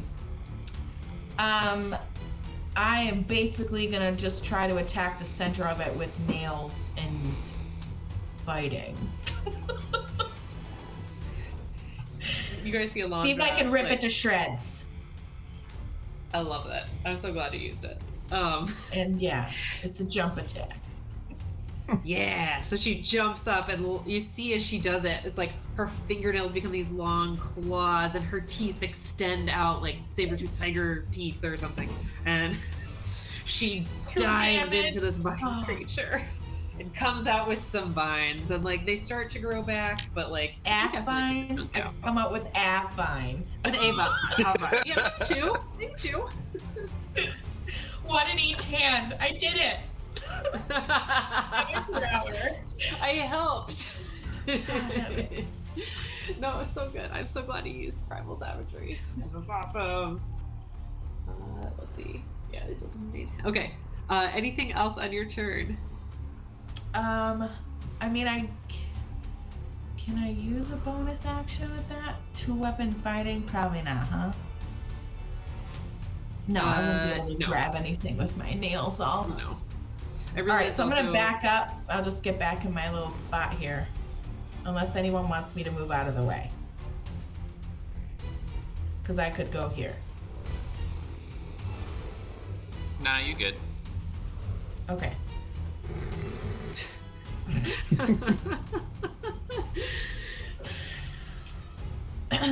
Can I check Okay. this room? Can I open this door and go in here? Yeah, I would let you use some movement to do that. All right. It is still half movement in that hall. Even Yeah. though, like, well, if you're That's moving fine. into a new space, do you need to make a new one? No, I think you're good. All yeah, right, you can so, go. Yeah, is the it's door still, open? Yep, Closed? it's closed. Can I open it? You can. Not locked. It's not locked. You open it up, and you see 2 single beds, both that have little nightstands. And on one of the nightstands is what looks like a small book of some kind. Okay.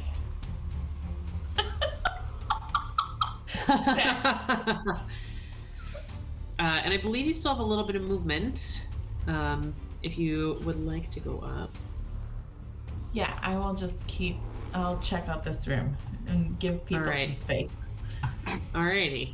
Yeah, so there's One a while till little my turn. little book on the bedside table. I would allow you a free action to pick it up if you're interested. Excellent. I would. All right, I'm gonna send you a handout. Thank you. Where am I? Where is it? I will send you a handout in a little bit. Okay. I swore I made it. I even have the note. All right. Ismark is up. Courage, you're on deck. Okay. So is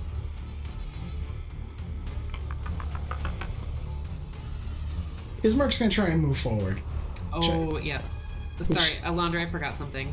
As you moved away, the vines would get an opportunity to try to hit you. Oh. It's attack of opportunity. Okay.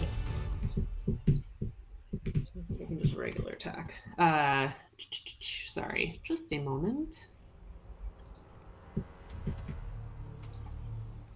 Then Ismark will go. Actually, that I'm wrong. It cannot. It's busy. It's busy constricting, so it's Okay. Vines are occupied. So you're good to go. Thank you. You're welcome. Callow says you're I was pretty sure. Now Ismark gets to go. So he's going to move forward, which I guess is going to mean a strength check against the vines. Yes, because you are still restrained. So that'll take your action. No, so he's moving forward into it for the first time. He had been here, which I think was just outside of it. Oh, Ismark, not Yep. Lucian. Yep. Yes, you're right. So it's only He makes it. Okay, so then it's difficult terrain for him to continue moving forward. Correct. All right, so but he's not restrained. Okay, so he's just going to move as far that way as he can, and then he is going to try. Let me just see here real quick. He has 2 longsword attacks, multi-attack.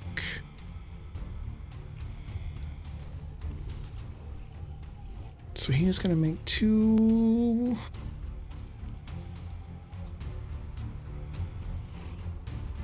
But I'm going to guess this is going to be.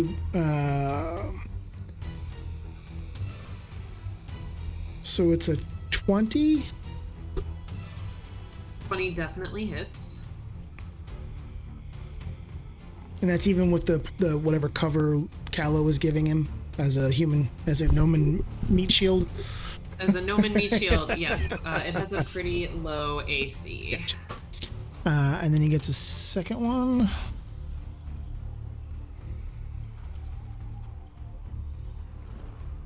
For a 19 and 6 damage. 19 also so hits. 17 damage. Wow. Total. It's just... Yeah, so Ismark comes up. Would you like to describe, he's not dead, but how Ismark slices through most of these vines? Very deftly, wielding his longsword with far more skill than Callow may have thought the young Burgomeister might have. He is kind of slashing back and forth as the creature is spinning Callow around as a shield, taking bits and pieces, chunks of the monster off as he does so. Amazing. But somehow missing his gnome friend. He's good at what he does. Okay. Why is it angry at me? Okay. Great turn. Ismark, Courage, you and your spiritual weapon are up. Okay. Courage moves on up, getting a better look. We'll have that spiritual weapon smash down. A 24 to hit for 11. Yeah. How does the spiritual weapon finally take out these vines? Since it's the big weeding glove, just like goes down, grabs the head, and pulls it up, and tosses it like a dandelion. Perfect. And you see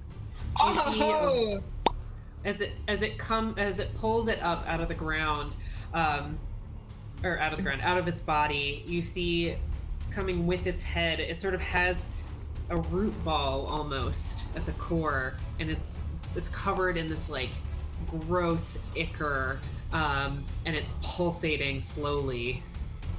And then as you drop it to the ground, you see it slowly stops pulsing. Ugh.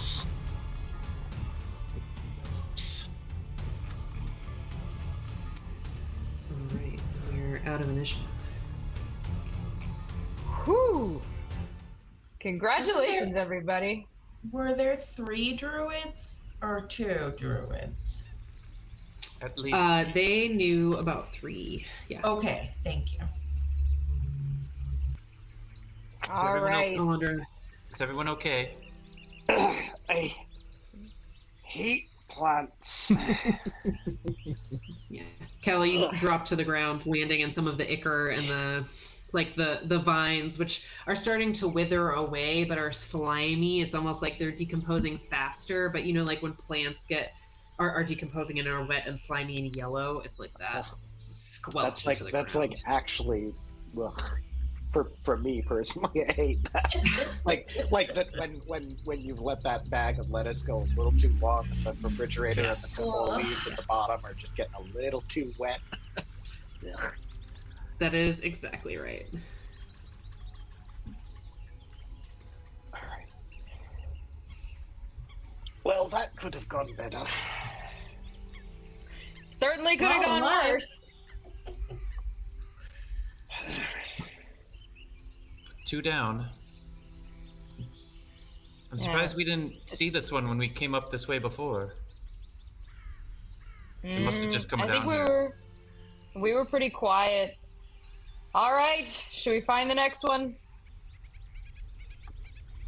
Lucian would like to look for another necklace of teeth. I want to have this set. If Lucian expresses this out loud, Beatrix is happy to bend down and look for the teeth for him. Yeah, I'd like to search the room, see if there's anything in here. Like, what were they doing? Sure. Yeah, you guys can search the room. I'm not going to make you do an investigation check because you just find stuff. So searching the room, you find inside this cabinet that's in the bottom right corner, you find a key hanging on a loop of twine. It doesn't have any kind of label on it, though. And you see the printing press. Oh, yeah. Does anyone help Irina come in through the window? Or does she just... Yeah, I'll help. I'm standing kind of by there. Yeah. Okay. Yeah, you try to... it's really difficult because this printing press is, like, quite large. So you try to wedge yourself in, and you're doing the thing where you're, like, trying to open this window that's pretty well shut, but I would say with some maneuvering, you can do it. Oh, yeah, I see a ding. Okay. Do you want me to hide your spiritual weapon? No. Okay. And Irina can crawl in and sort of over the printing press, but it is quite crowded in here. And where the key was on a piece of twine? Where was that in the desk? It was in this cabinet, which is in this bottom right right corner. If it ever pings, try again. There you go. And on the printing press, you see some wine bottle labels. You also find ink that's stored in bottles, also in that cabinet. Parchment, jars of glue, but really nothing else of note. Anything in here that looks like it needs a key? Not in this room. Where there's a key, there's probably a locked door, though. Might as well hold on to it. Will do. I mean, if you guys want to take a second to look around, I'll go hold by the stairs, listen for anything moving. Yeah, I would say we check out each of these rooms. Yes. And we'll give Callow a guidance before I go. Excellent. Jeanette, I'm finally getting around to sending you the book that you've picked up. I'm sending it to you in Discord because Alchemy won't let me send PDFs.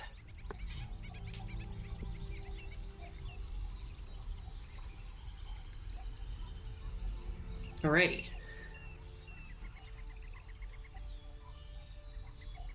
So you're gonna search. So you've searched. I'd say you've searched this printing press room pretty well. Lucian's gonna want to check out this room since as he sees Elandra's in the other one, he's gonna figure she's checking that one. He's gonna try and check this guy. Yeah. So you go in. There are lots of toys. I feel like Lucian would just like step on a D&D version of a Lego. He's got the boots on, but still hurts.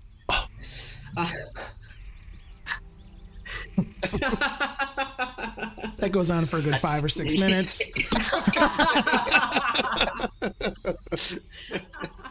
We'll come back to that. Just leave me behind. Leave me behind. I'm useless. Leave me behind. I'm mortally wounded. They set traps. They're insidious. It's like caltrops. Oh man, I really want someone to flavor caltrops as Legos. Legos, yeah. You looking around this room, same thing. You get the sense that this is the kids, like where the 2 boys sleep. So lots of toys. You see that crazy ass rocking horse in the corner. If you'd like to take a closer look at it, you can. Otherwise, it's just kid stuff. Is it a Blinsky? I don't know. Does Lucian check it?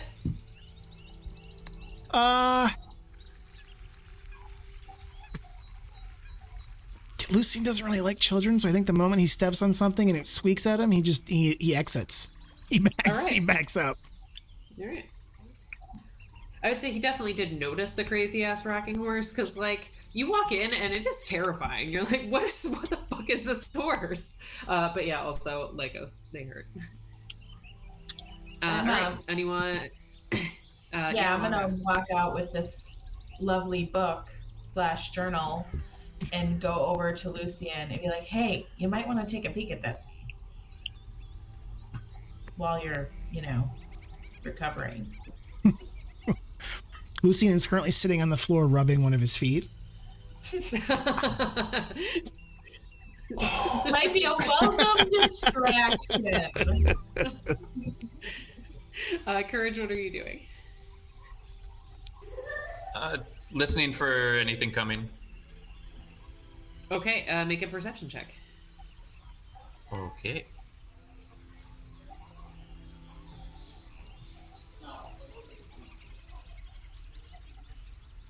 Damn, 21. 21. Great. You are listening so good on these stairs. Callow, what are you doing? Just kind of sitting there. also making like trying to children. wipe the plant goop off of me.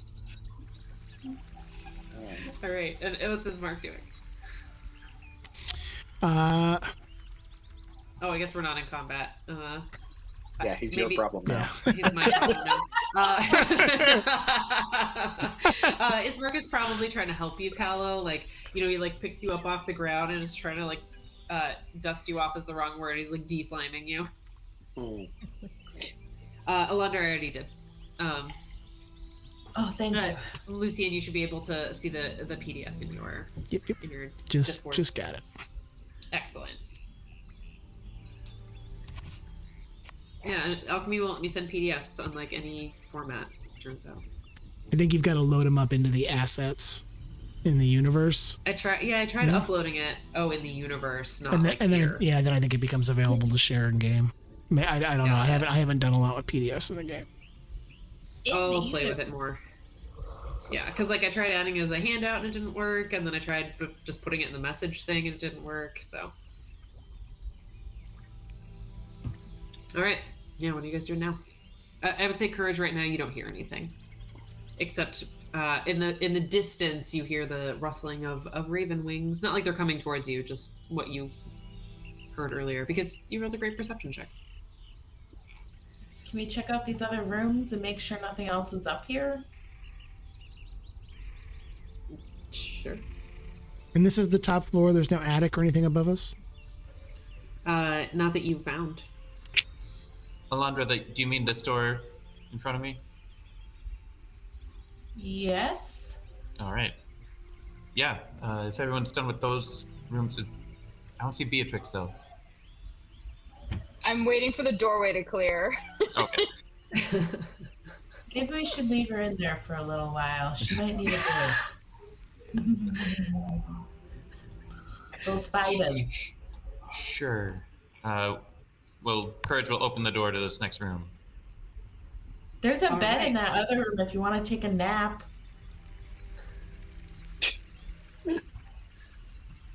You did kill everything.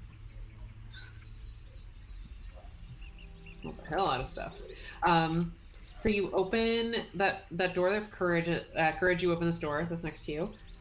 You see a rectangular table surrounded by 8 chairs, an L-shaped cupboard, and a floor-to-ceiling closet pantry. Next to the pantry is a small iron stove, and then there's a large set of double doors on this eastern wall. Can you do it? Try again. There we go. And then two different doors. Yeah, do I say that? Yeah. And then the door you're coming in, plus there is, as you look around, another door on that wall. And of course, a window. Looks clear. We'll go in and actually would like to see the window and kind of crouch down and crawl towards it and then take a peek through it. All right. Yeah. Peeking through. I'm gonna use your same perception roll, if that's okay with you. Sure. All right. You look out from the front window, yeah? Yeah. You're up here. And you see where you'd initially seen the vineyard, from inside the building.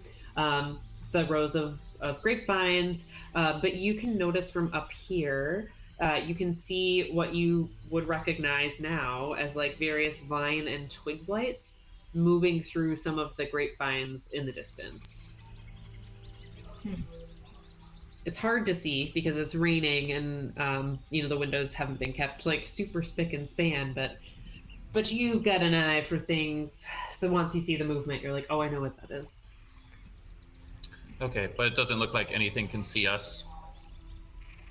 No, nothing. It doesn't look like anything's paying attention to you, at least. These are all in the background, far away. All right, I think we're safe here. I see a couple blights in the distance, but I haven't heard anything, and I don't think anything can see us. To Lucian and Elandra. All right, I'm gonna walk into this room and check these doors. That's cool. So you open those big double doors. Was someone going to say something? I was gonna. So as Lucian has read through the journal, he's going to call down the hallway to Ismark and say, "Gather the others. We have to discuss something quickly." And then go into this room with the table. The chairs. All right. Okay. Ismark be like, yes, hello, Irina, Beatrix, we need you down the hall. Okay, I'm coming. Please tell me someone's going to carry Callow. I'm fine. I can walk on my own. Just hate plants.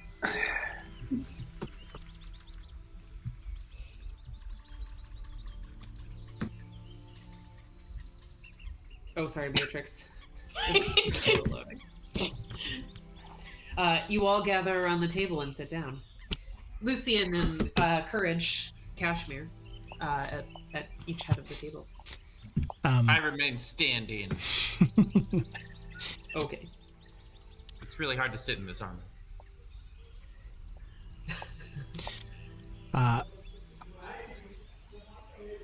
Lucian is going to put the journal on the table and kind of push it forward where anybody that wants to see it can, and say, "This is Davin's journal. It looks like he's been taking notes in it since the last harvest.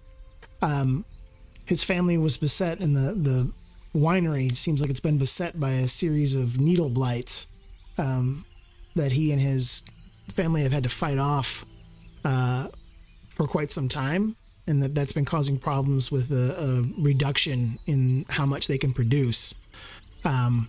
There's some pages in here talking about orders with just initials. One, I believe, would be the Blue Water Inn, who we're here to collect for. But he also makes mention of the Vistani and someone with the name S looking for some champagne. And the way in which he refers to the S is, I would think it's Strahd. has ordered from them, and they have been unable to fulfill the requests that they put forward. But also in here, they talk about that their family has some hidden true nature. And he worries that the druids and the blights that he's seen moving forward may in some way know something about that. But it's this last page that most piqued my interest.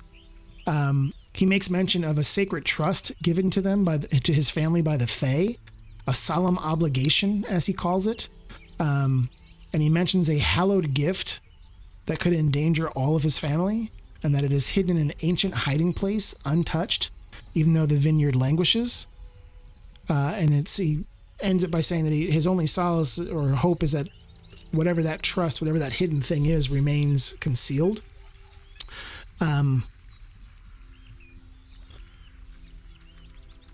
Do we think that's in reference to the gems that he told us of, or do we think this is something else? It could be the gems. I think we should ask him. I agree. After we're done clearing this place of vermin. And I'm sort of gonna... I got a little bit gooed and dirtied up too, and I'm kind of rubbing at my armor like... I wonder what this sacred trust is that he talks about, or his family's true nature. Clearly it's a man who feels he has something to hide, or some things to hide. Yeah, and the way he told us about the gems, this seems different. Yeah, he was very open with us about, why the vineyard was as prolific in the past as it had been. This strikes me as something different. If he's talking about having to have it hidden, and even though they've lost the vineyard, it remains hidden, it makes me think it's something else. That there's something here of great importance. If he worries more about that trust than his home, his vineyard, his family, that strikes me as something rather important. So we may want to keep an eye out for things, for something, or we can talk to him and find out more about what this is. It also appears as though he is most concerned about the Dark Lord, as he says here. Callow is leaping through the journal himself. The Dark Lord being the one who may take the most interest in this gift, which, of course, being a gift from the Fae is perhaps more deadly or full of trickery than any gem from a wizard. Yeah, this seems like I definitely think we should hold on to this journal, and we should definitely try to have a talk with Davin once we've cleared out the remaining druids. There's certainly some answers here I'd like to have. Agreed. First things first. Should we check this other room? Yep. Elandra, would you smash it down? Oh, just open it. That's fine. Yeah. All right. You open these big double doors. You see a large four-poster bed. Its headboard is carved in the likeness of a giant raven. There's a soft black rug covering the floor between the bed and the door. In the corners of the south wall stand two slender wardrobes, and there's a tapestry of a church hanging on the wall between them. Beneath the tapestry is a handsomely carved rocking cradle. To the north, under the window, is a plain desk and chair. You also see a wooden chest and a freestanding mirror in a wooden frame. But nothing, does anything look suspicious or strange that I would want to search through? I don't want to rifle through those things. Or is there anything in there that indicates whose room this was? Seeing the raven carved on it makes me wonder about the swarm of ravens downstairs. Yeah, like, do you open anything, or... I'm ransacking the room. I'm looking at everything. All right. You're ransacking the room. Okay. Just opening, like, is that a desk? Looking at the top, like, is there anything on the desk? Any books or missives or letters? Anything that signets? Anything like that that might indicate whose room this is? Alondra, it's okay to poke around. We're looking for dangers. I just don't want to make a mess of it. Well, I have to come back and live in here. that's why it's better that you do it than, say, someone else, gesturing towards. This is useless. What need have I of pantaloons? And indeed, when you open up the wardrobes, you see one with women's clothes and one with men's clothes. I would say, sort of looking at the clothes, and you met the family sort of briefly, but also the presence of the crib. You might get the sense that Stefania and her husband Dag have been staying in here with their young child. Whether or not this is always their room, you're not sure, but at the moment that seems to be the case based on the clothes that are in here. Any other journals?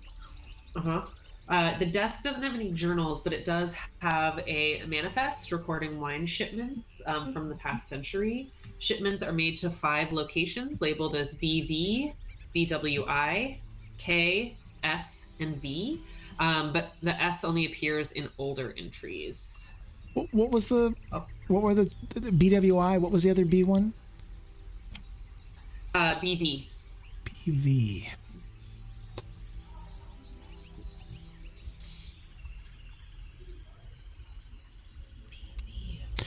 So in the journal, it almost looks like B of V. Do you think that's the Baron of Valakai?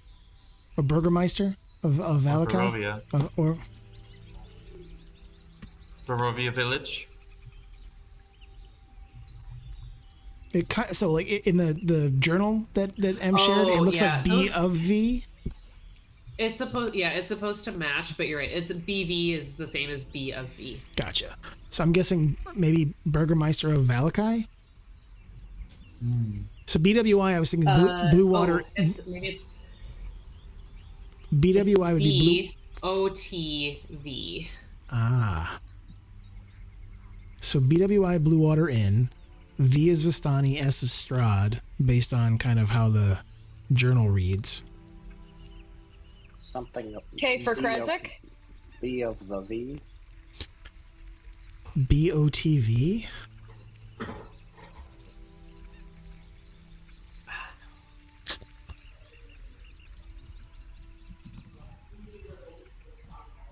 Would you concur, Callow, in reading the journal? It seems as if the V would be the Vistani and S indicates that it would be Strahd, and that they're worried that because they haven't been able to fulfill Strahd's champagne order, that they're worried he'll turn his eyes this way. It seems likely, particularly at the end, at this final entry, suggesting that the attention of the Dark Lord could be drawn by the waning wine supplies. BOTV. I would say anyone that would like to can make just a general intelligence check to see if you can suss out what BOTV is. Okay, I'll do it. Yeah. Ooh. Yeah, I was like, 8. as I recall, Beatrix is very smart, right? Beatrix would like to think she's very smart. I don't know that she actually is. Yeah, intelligence is her dub stat. So yeah, that's gonna be Hey. I got a 15, or 17. 15 plus the so I'd say Callow and Elandra, because you got the same score, you think of it at the same time. Just a second, let me send it to Callow as well. They both have it. Do with it as you will, but you remember this. You were like, oh, I know what this means. Internally. Can you remind Connor where Callow knows that from? It's in Village of Barovia. Yes. That's right. Okay. Yes. The blood on the vine, wasn't that that was the name of the tavern in the village Oh, of Barovia? where I gave the ladies the socks. Oh. Yes, of course. Yeah. That's obviously the socks. That's obviously the most pertinent memory that we all have from that time and place. Oh, I love that.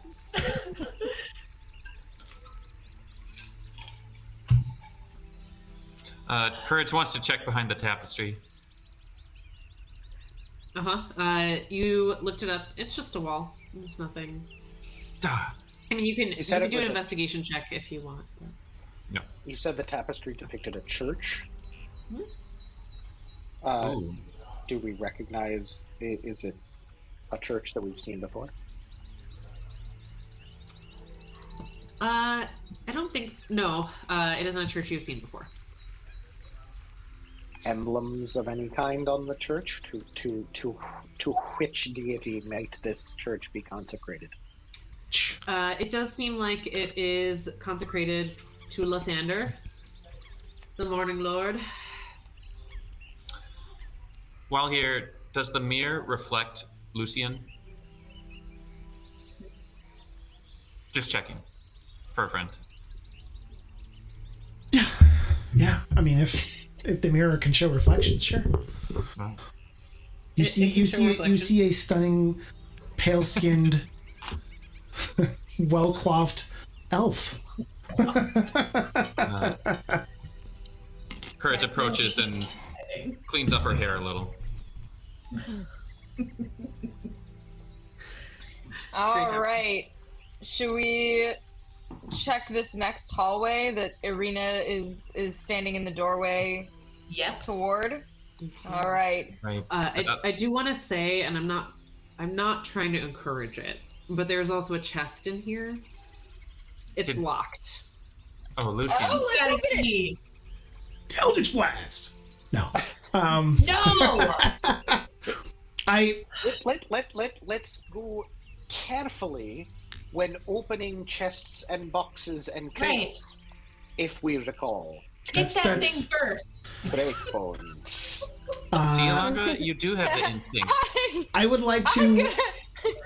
I'm gonna turn to Callow and I'm gonna say, how many times have I saved your ass today? Oh. Well, would you like another opportunity to do so, or would you prefer that we go about this a bit more careful? Plants and paladins. I hate them both.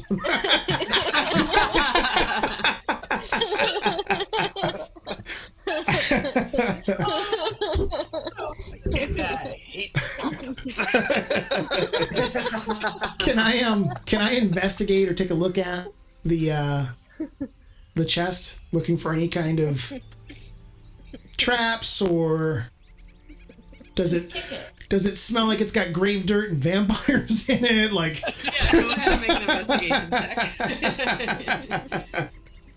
A new friend. Yeah, maybe Hope's in here. Mistress, protect me. We'll do this with guidance. At least an 18.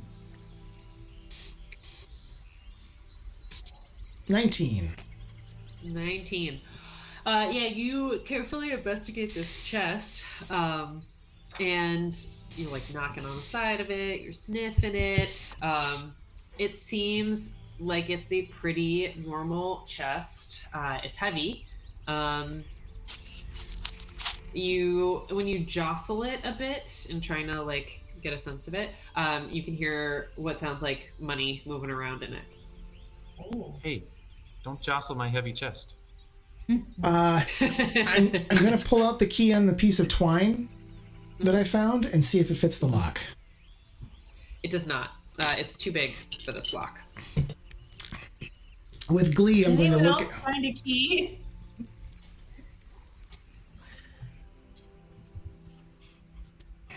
No.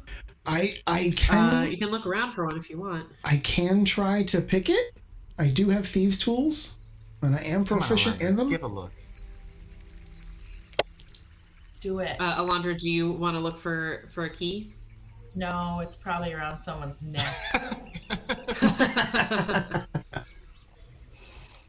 Given that we are here to dispose of the druids and the blights, I don't suppose that it's quite likely that either of those are hiding in that chest.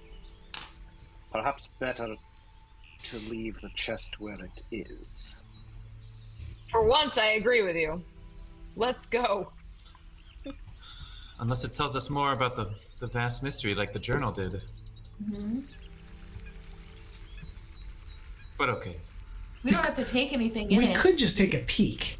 I mean, Right. maybe I won't be able to pick the lock. I'll give it a try, see what happens. Very well. Callow holds firebolt. Courage will, even while he's picking, Courage will look around for a key. All right, Courage, go ahead and make an investigation check. Callow, go ahead and make your lockpicking check. Taya, help me.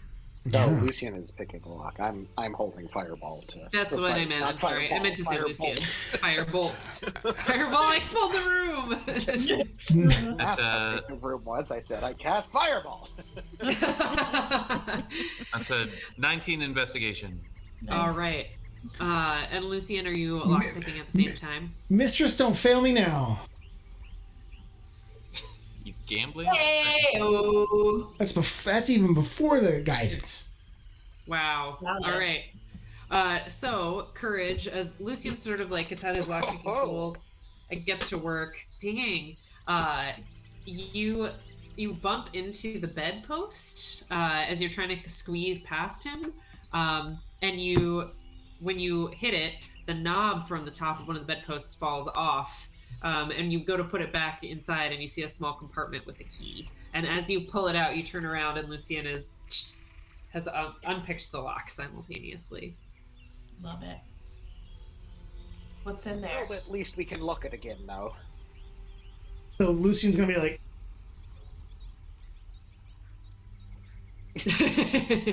you open it up, and inside is you're not going to count it all, but some gold.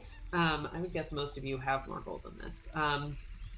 It's less than 100 gold certainly, along with some electrum.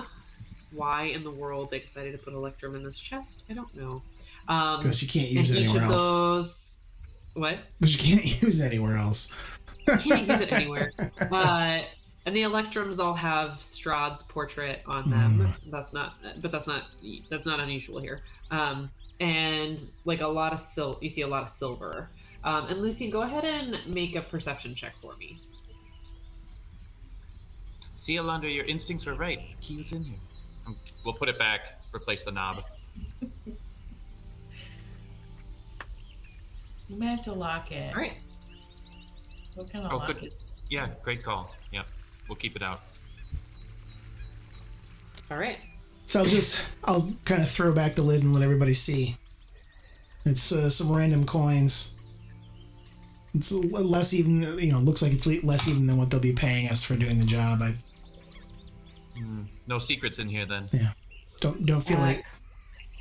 I would say Courage and Elandra, not just because you guys are standing over Lucian's shoulder, but as you both sort of look into the chest, you notice that the lid is like arch-shaped, but when he opens it, it's flat on the top. Oh, You two would notice that and be like, huh, that's weird. something's in there. It's a funny lid. Elandra, check it out. What if the thing from the thing is in here? I don't want to find it. Callow holds fireball again. Gosh. All right, so I'm gonna take my little knife and I'm just gonna try to pry open the top of it. Yeah, it comes open real easily, and inside you find a golden locket and a pouch that sounds like it's full of stones of some kind. Okay. Definitely gonna dump the pouch into my hand. All right, you dump 5 very large gemstones into your hand. Okay. Didn't hide those very well. Callow is They're like in a locked chest It's in a like- secret compartment. Didn't hide that very well. Callow is a learned man who has spent his life in academia. He is cultivated a lifestyle and a personality that is very refined and sort of buttoned up in many contexts. He is still a gnome. He is still a rock gnome. And the sight of these gemstones definitely stirs something in him because he's still a gnome. And he definitely moves forward and looks very closely and tries to take a few of these gemstones from Elandra's hand to get a closer look at them. Elandra, do you let him? Well, do I have to bend down for him to see?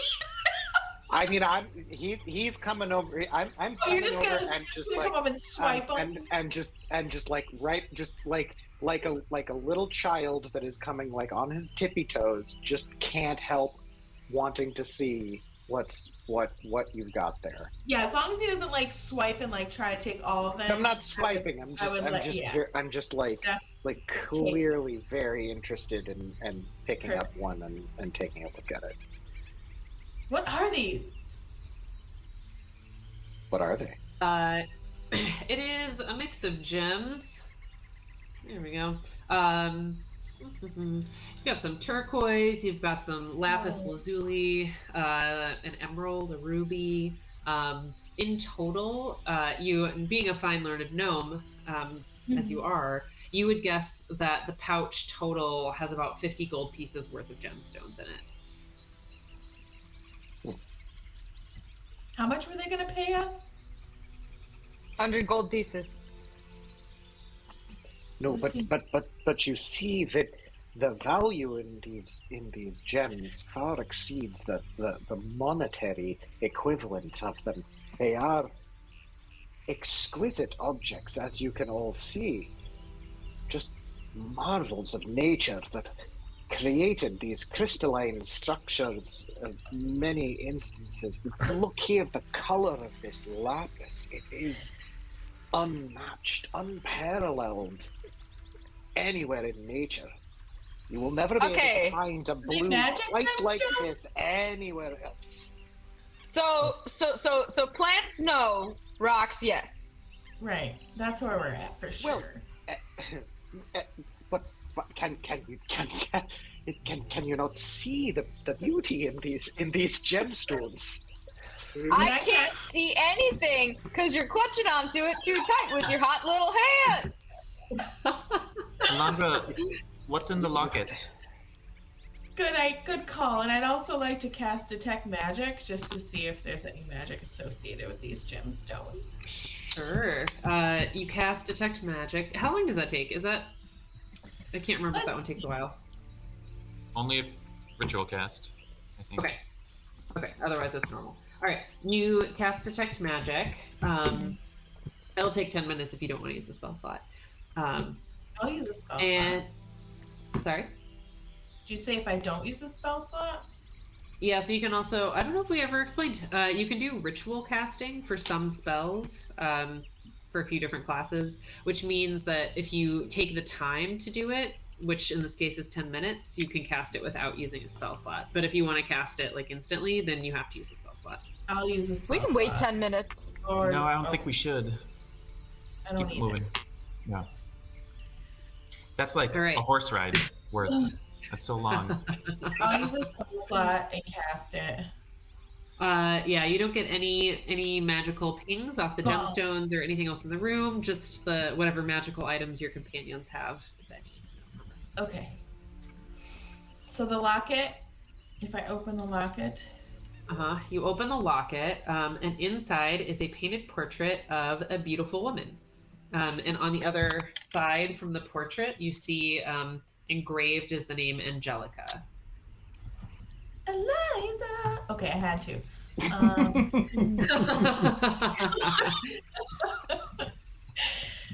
All right. And who's Peggy. Angelica? Great job. Poor Peggy. Everyone forgets about Peggy.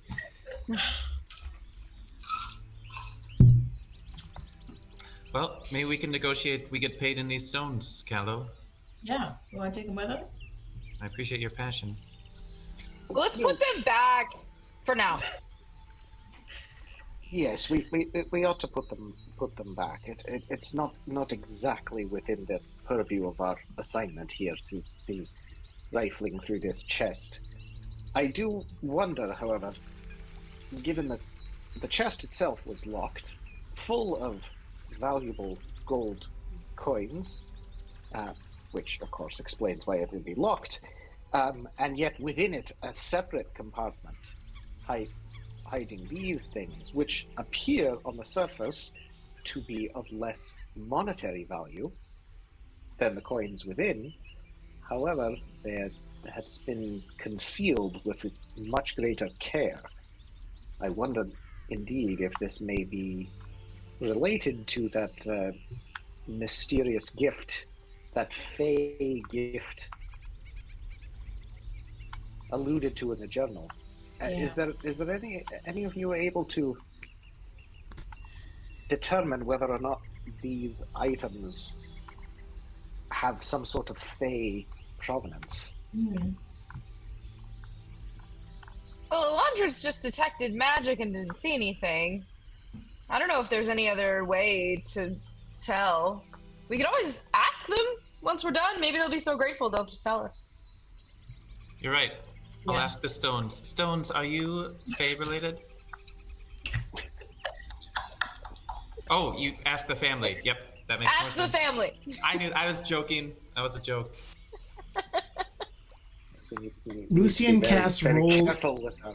Lucian casts roll eyes and walks out. I was specifically thinking above table here. I was specifically thinking about what is it? Is it detect good and evil that can see fey, fiend, or undead? But that would refer to actual fey beings, not to something that is like fey touch. So never mind. Now Courage will relock the chest and put the key back in the Alright. the bed knob. So Because everything's Lucian, where we left it is what I'm hearing. yes, with some time, you guys are able to put the room back into order. Lucian had such a high lock picking check that he did no damage in getting the lock open. So you're able to lock it up nice and tight, just as it was, and can move to the next room.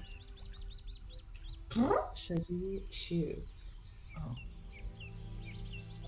Yeah. Door open, door closed. Let's find number 3. Alright. Sorry, just a moment. I am fixing something. What's our order in this kill funnel? Yeah. Same Yeah, order. give me your kill tunnel order. It's worked perfectly every time. I go, I'll stay towards the back. If you go on ahead. Go on ahead. Callow, if you get more beat up, I'll help you out. So there's an incentive there? I should hope so. Do you guys mind putting yourselves in order? Give me a moment. I guess Elandra's going first. Yeah. Beatrix, get Yeah, in I'll there. go. I can go behind her, I guess. You want to go first? No, you go. You go You're first. stronger than me, but I know you took some damage. Yeah, I took a little damage, and I'm also almost out of spell slots. So Okay. why don't you go before me?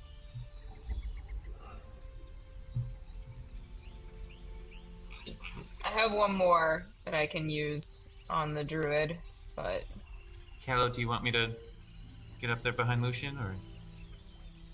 Yes, go ahead. Take your places. However you. I like watching your back, though. Then again, you can always. No, I'll hang back here. why is my token not moving? I put it where I wanted to go. It bounced away. I'm seeing it right. I'm seeing it in between the two of us. That's Tristan. Oh, you are? Okay.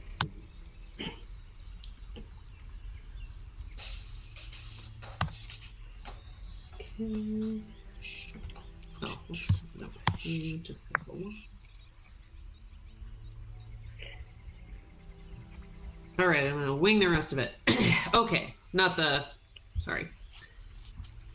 I'm updating the thing. And I'm waiting. All right.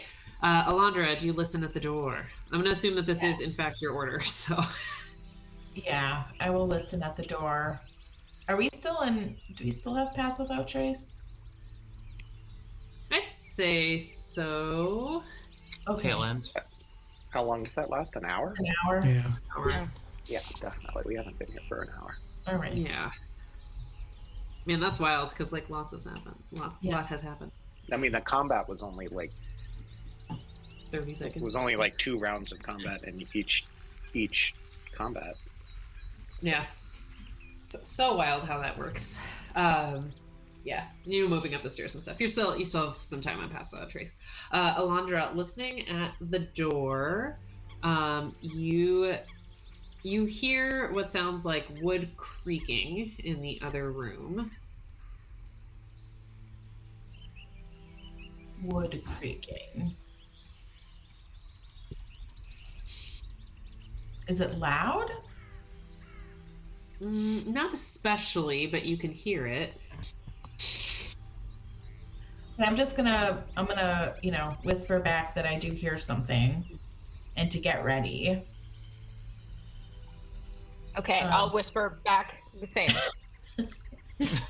And then Andre, I will try the door handle. Is it locked? And I'll try to be as quiet as I can. It is not locked.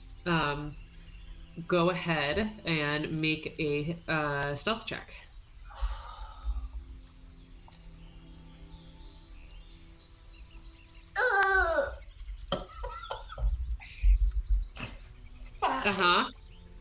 You go to gingerly test the door handle, and you plan to just quietly push it open. But as you do, it's like a gust of wind from the inside catches it. It is a 15 with Pass Without Trace, right? Oh, dang. 15. Oh, yes, it is. Sorry. But then you catch it from the wind. You catch it from the wind. Yes, yeah. and? You catch it from the wind. Thank you for reminding me, Tom. And you start to open it slowly. But your eyes meet a man with wild hair, rotted teeth, skin painted red with blood, standing on this wench that's in the middle of the room. He waves a gnarled staff in your direction, Elandra. Sorry, and he's babbling, and I would say Beatrix and Lucian, you can pretty easily hear him, but you can't understand what he's saying. Elandra, you understand he's mumbling about being the master of nature and how nature obeys his every whim. But also when you open the door, Callow, you're a little far away. But Elandra and Lucian, you can sense and feel this dark, dank magic radiating and humming from the staff. It almost triggers your gag reflexes because its power is so strong, so dark and anathema to especially Elandra, what you know of nature. And Elandra, you felt this feeling before. You felt this the night that your grove was attacked. No! This might send me into a tailspin. We're going to go ahead and roll initiative as he waves this staff at you. So and how are we doing on time and do we want to start this combat now? Do we not want to do this combat now? How are people feeling? I'm good with it. I mean, we started early enough. It's not late as far as I'm concerned. No. Great. Jaime and Jeanette? Fuck this guy. Fuck this guy, okay. Whisper to Ismark, I think he said fuck this guy. Excuse me while I fuck this guy.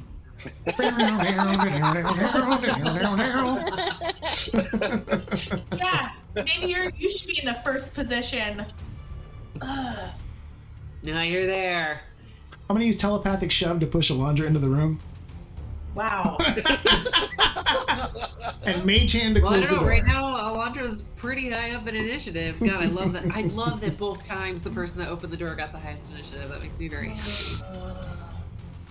All right, so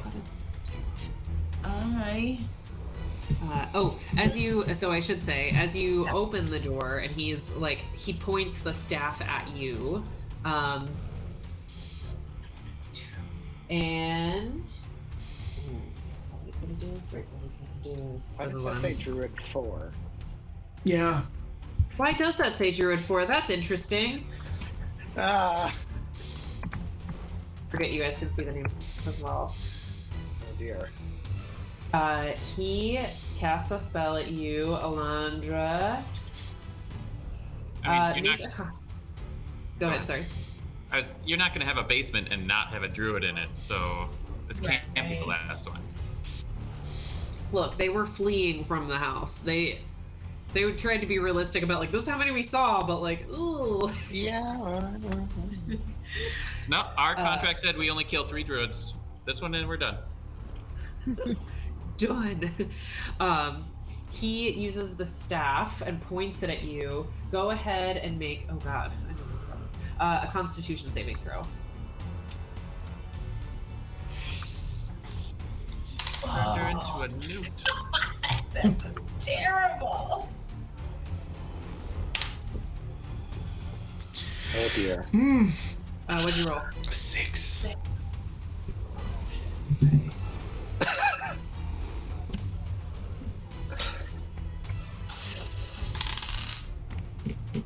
Do it, Emily. Fuck us up.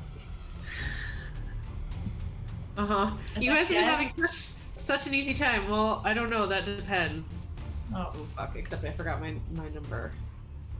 That I was roll at. again. Be lower. Yeah, you know what? I'm gonna use the computer because I lost track, so we're gonna do.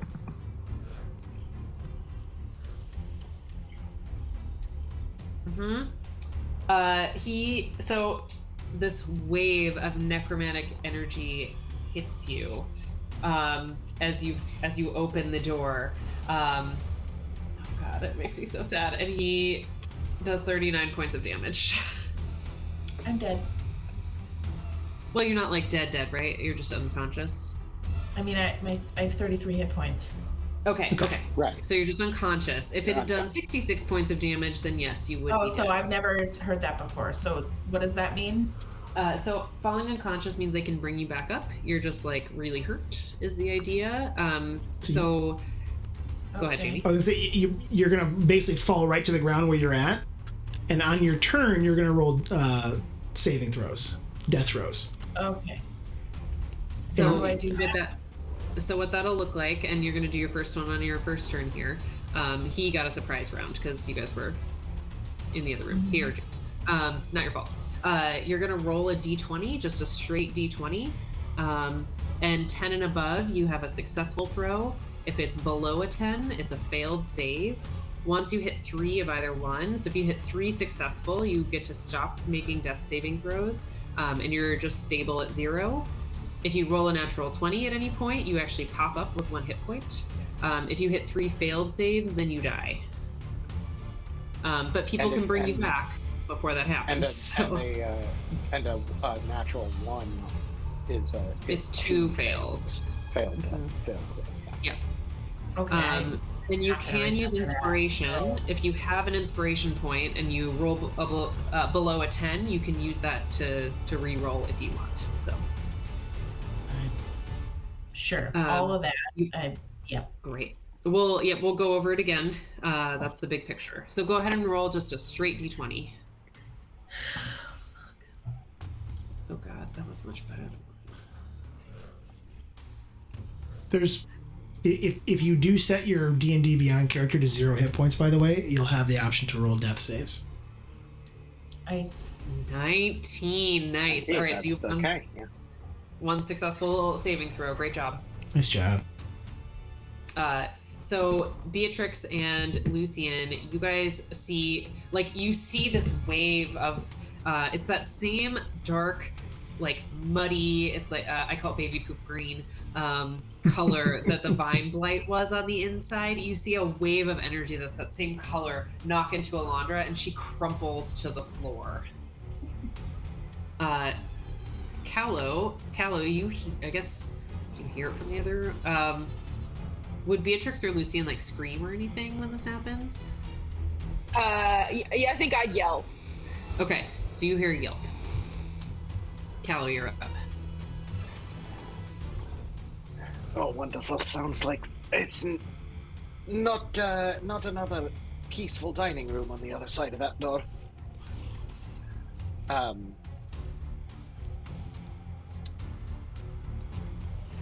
So Callow is going to at least move forward, having heard the yelp from Beatrix. So that's 5, 10, 15, 20. Mm-hmm. And then presumably from here I can see that Elandra has dropped to the ground. Yeah. So coming into the hallway between Lucian and Beatrix's legs, you can see Elandra slumped onto the ground. All right.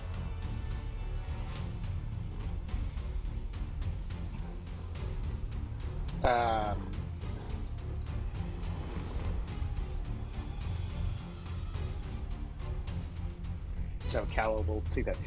Good gods! And pull out another. How did I play for this before? I believe that it is it's a tiny little sort of like almost a little snuff box, and he presses a little button on the side. The top pops open. Ooh, I've got an image for any of you. Does anybody remember the 1997 cinematic classic Batman and Robin, directed by Joel Schumacher? Bat nipples, sure. Yeah. So remember Uma Thurman's Poison Ivy? She's got her little compact that she pops open and then blows the. I believe there was a McDonald's Happy Meal toy that was that, and I had her poison compact. That's disturbing thing to give to children.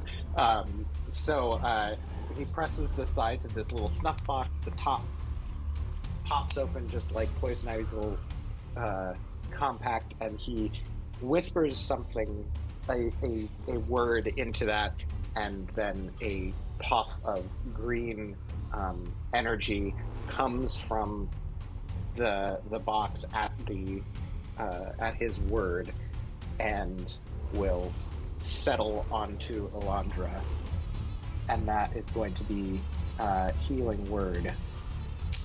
So that is 8 points, 8 points of healing for you.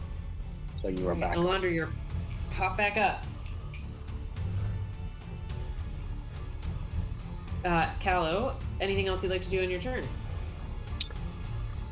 Oh, actually, can I see that druid? There's a lot of people through there. I don't think you can, because he's like up on this wench in the middle of the room. Gotcha. Okay. Because healing word is actually a bonus action, not an action. It is. If you'd like to ready something, you can do that. Yeah, I guess then I will ready Firebolt for when I can see any sort of. When you say up on a wench, we're on the second floor. Is he above us? It's just like up a little higher, so it'd be hard for Callow to see from down low. Okay. Yes, I will ready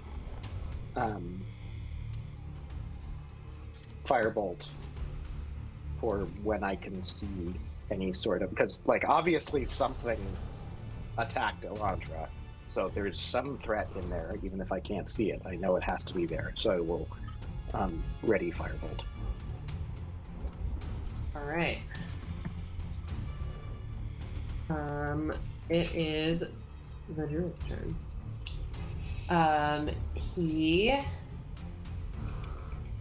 He sees Elandra stirring on the ground, looks over at Beatrix in her armor, in her polearm. He's assessing this threat. And he is going to... He's gonna... you're gonna see him morph and change. And you guys have seen Elandra do this before, but somehow it's like really cool when she does it. It's like Animorphs when Elandra turns into an animal. This just looks wrong. It's like his skin is bubbling and like peeling away in places, and you see bits of skull and muscle where you feel like you shouldn't be able to. I'd say Elandra and Lucian can see this, and Elandra. I think Callow, it would be tough for you to see it. And he gets bigger, and he's like kind of yelping as it happens, but he eventually becomes this medium-sized, like, I think you guys would all know what a bugbear is, right? Mm-hmm. He becomes a bugbear. We fought plenty of bugbears in our dismemberment campaign. Oh, sorry. I know we fought owlbears.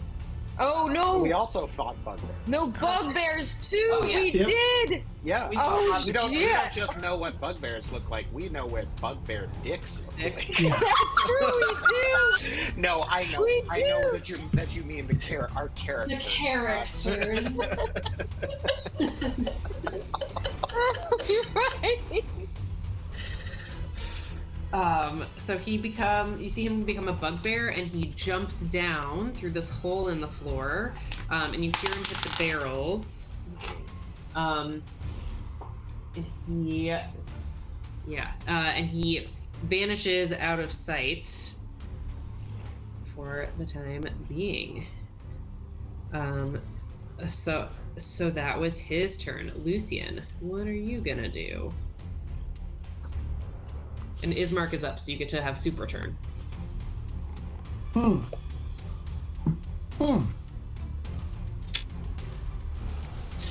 would he leave? Who knows what's downstairs? 10, 20, 25, 30. And as I'm looking down, can I see him down there at all? Go ahead and make a perception check.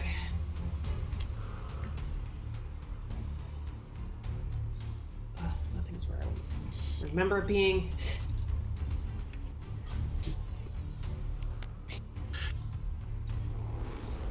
An 8.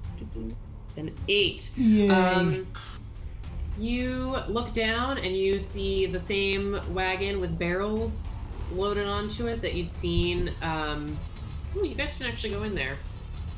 When you guys had approached the winery, you'd seen this like loading dock area with a wagon with barrels. I'd say Lucian is just like passively smart enough to know like, oh, this is where we are in space. But you don't see the boat there.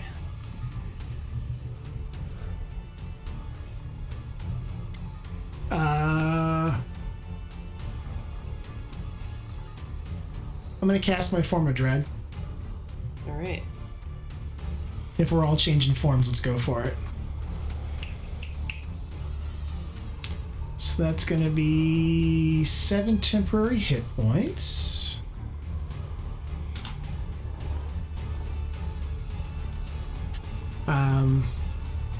So that's my bonus action, and that's my movement. And if I see anything that looks like bugbear or druid or weird walking plant, I'm gonna smack it with an Eldritch Blast. I'm gonna hold that action. All right. Sounds good. Now it's Ismark's turn.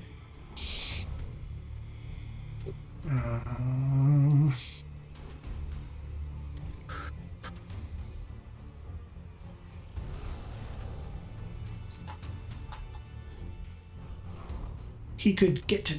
Oh, shit. He could... Would you allow him to go like crossways out of the door? Like if he Yeah, was I'll still, allow it. so It'll with- still take like twice the. yeah, with the dash action, he can Yeah. get that far. That's as far as he can get from where he was. Let's see if I went 5, 10, 15, 20, 25, 30, 35, 45, 55, 60. Yeah, that 60 would get him to just there. So he's, coming out, long sword at the ready. But that would be his action and dash. All right. Great. Irina is up. Is he get this door's not open, is it? It is not. Would he be able to open that door, or is that because he dashed? Would you consider I that allow a a free door action? open as a free action. Does it open whichever way it opens? He opens the door, so if there's anything out in the room where they were, he can kind of see both directions. Let me. Sorry. This door. I'm trying to decide what makes sense. Wait, is there a door there? There shouldn't be a door. There's not a door there. Good. Sorry, there is a door to his left. I'm sorry. I thought you Yeah. meant below him. Nope. Yeah, that door opens like in toward to the left, inwards, or not in. I guess out. It opens out. It opens to this side. Oh, if I can do it. Okay, so he's gonna open the door out that way, so he can see if there's anything either coming up this pathway to the south of him, or on the stairs in the elevated pathway above the vats out to the west. Okay. Go ahead. This is an action and dash. I would say he just gets there and opens the door. Yeah. He's not going to be able to perceive anything formally this turn. Does that seem fair? Yeah, unless it's like right in the space next to him, I would say. Yeah. Okay. He's great. his eyes are darting around the room trying to figure out where the damage came from because he didn't see this guy jump down. Yeah. Good point. All right. Arena is up, followed up by Beatrix. Okay, Irina will see Ismark having run off and knowing that there's all kinds of crap that has happened here. 5, 10, 15,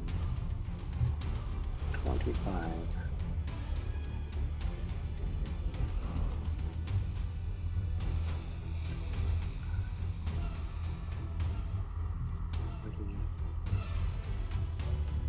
So she will use her dash to get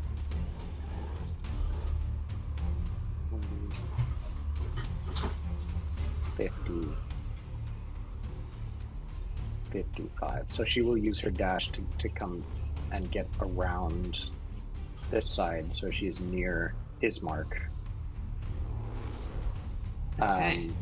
And I think that also sort of from here, like since she's scoping out trying to scope out the room from where she is, she would also obviously, since it's the big open thing down to the next level, would at least be looking like she probably wouldn't have time to like peer over the side, but she could look straight down, so like whatever is over here effectively down below, she would be looking for that. Yeah. She doesn't see anything with this initial glance. Okay. And she is holding, just a longsword attack for Great. the one as soon as she sees something come towards them. Right. Or I guess actually she can't do that because she used her action to Oh, yes. dash. That's so right. never mind. Mhm. Forget that. Yep, that's no worries. I didn't even write it down. I'm sorry. All right, Beatrix, you're up. Courage on deck. All right, Beatrix is running into the room, so we've got. Oh, hang on. 1 second. While you pull that up, I'll say we're going to go finish going through initiative order on this round, and then if you guys want to, I would like to stay in round form, but we can be a little bit more informal about it if you decide you want to do something, do something more broad and doesn't have to be exact in turn order for you all. Again, I need it for me, but like if you're like, oh, we're gonna run downstairs, like that can, we don't have to do that in like you and then you and then you. Okay. Right. So what's happening mechanically for me right now in terms of alchemy is that the place where we all are is under the encounter list.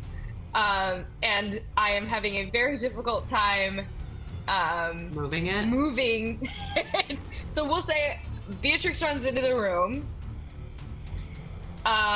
So that going past Elandra uses up a little bit. She's gonna stand between Ismark and Lucian, and she's gonna peer down there. How far is the jump to downstairs? It is 10 feet. Solid.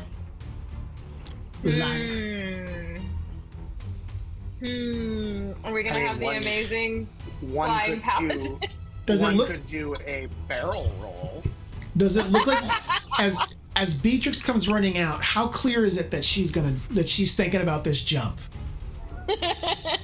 I have rope. Does it look pretty good? Is that all right? Do you have rope?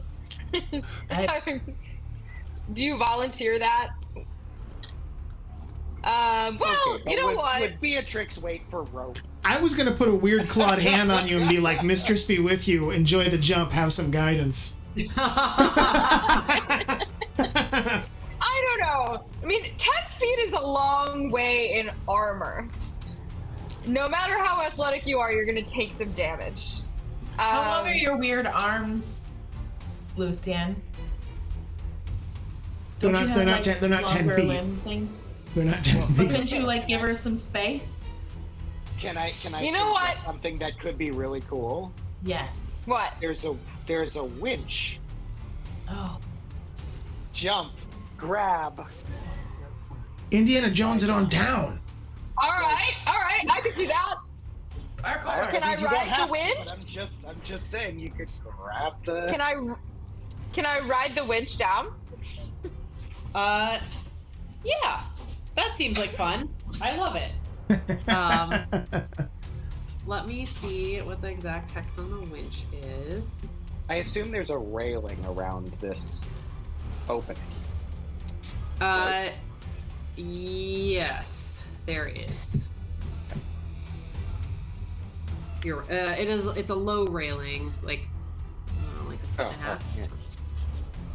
I mean, the Just enough to trip somebody, The- not enough to keep them from falling. the crusty bugbear was able to make the jump. I think Beatrix can make it. Bugbears are like 10 feet tall, though. But Alright, isn't it just more a second. fun if It she was grabs- if she interesting. grabs the winch and drops down? Rides it down. She absolutely. I say yes. Like absolutely can do that. All right. I'm gonna have you do like an athletics check just to see how Okay. graceful this is and how well you're able to hold on to the rope. With I feel like guidance. athletics is good for you. All right. With guidance. All right. I'll take it. Sure. Here we go. I will let you do it as a. All right. Athletics check here as a free action. Yay! All right. Here we go. Sorry. This is your action. I'm giving Lucian a free guidance here. Oh, But you okay. cannot All bonus right. Action on your current Lucian. Okay. What is my bonus for? Wait a second. My athletics bonus. We have to wait. Plus four. I think the DM needs Alright. 30 I seconds just to need let a like wolf out. 30 seconds to let Alright. out. I'm sorry. That's You're a right. 15 total. I didn't roll great. It's good. She'll be right back, taking a wolf out. Okay.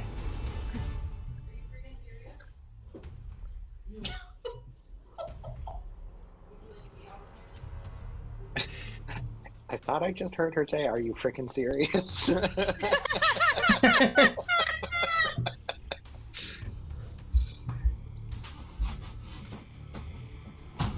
All right. Does 15 do it? So, does 15? Yeah, 15 definitely does it. Did we hear? Okay. Did we Would just hear? like to say, she was pestering the hell out of me for her dinner, which is in her bowl that she saw me serve to her earlier. So there definitely was That's a, are you freaking kidding me? Beatrix level intelligence check. I went in there and I went to open it. She goes to the bowl and sniffs it, which isn't like that weird, and starts to eat. And I was like, "Are you freaking kidding me? Like, this is why you're mad?" It's a good thing she's Wait, pretty. All right. All right, He does it. All right. I'm on the ground. What do I see? You see the loading dock from the front. Oh, I hate this new word or Microsoft layout. From where you are. Yeah, so you're on a different floor. That'll be fun. Yeah, you're on this first floor. You're on the loading dock, so you're like open to the elements outside. Here, we'll just go down there real quick. Because why not? This will be fine for everyone, right? We can just switch it back and forth. Yep, so this is what you can see. This door is open, and standing over here, I still have the same token. As you jump down, you see the Bugbear Druid is just in that doorway. All right. Did he see me? He does not seem to have seemed to see you. He's like looking in this room, or like in this room being the vats, the fermentation vats room. Okay. And to end my turn, I'm going to crane my head up, and I'm going to motion down, and go and motion down to the people above me, who presumably can see me. Yeah, I'd say like Lucian, Irina, and Ismark, because you all are around the sort of fence and saw Beatrix ride this winch down. So cool. That you can see Beatrix like leaning in through the porch, or through the hole.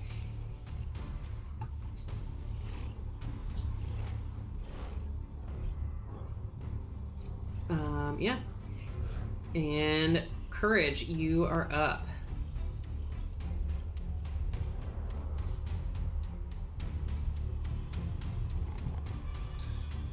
Courage will not see Beatrix. We'll start advancing. 5, 10, 15. Excuse me, Callow. 20, 25. Elandra stirring. And what is is there like a light mark on Elandra? Yeah, I'd say she looks blighted. Like she had been formerly blighted, even though she's up now. Elandra, are you dead? Close.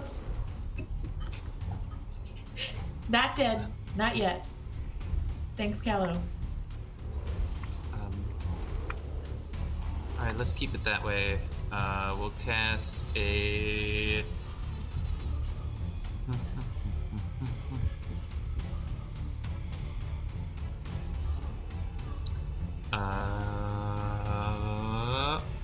a Cure Wounds, level 1. For 15 points. Oh, thank you. That's right. 5, 10, 15. All right, now I have to let her outside. So Classic. Yeah, I know you're very good at making your.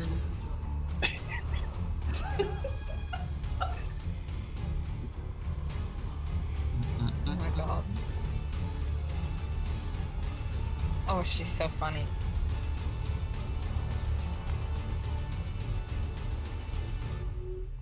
Happy Cinco de Mayo, everyone.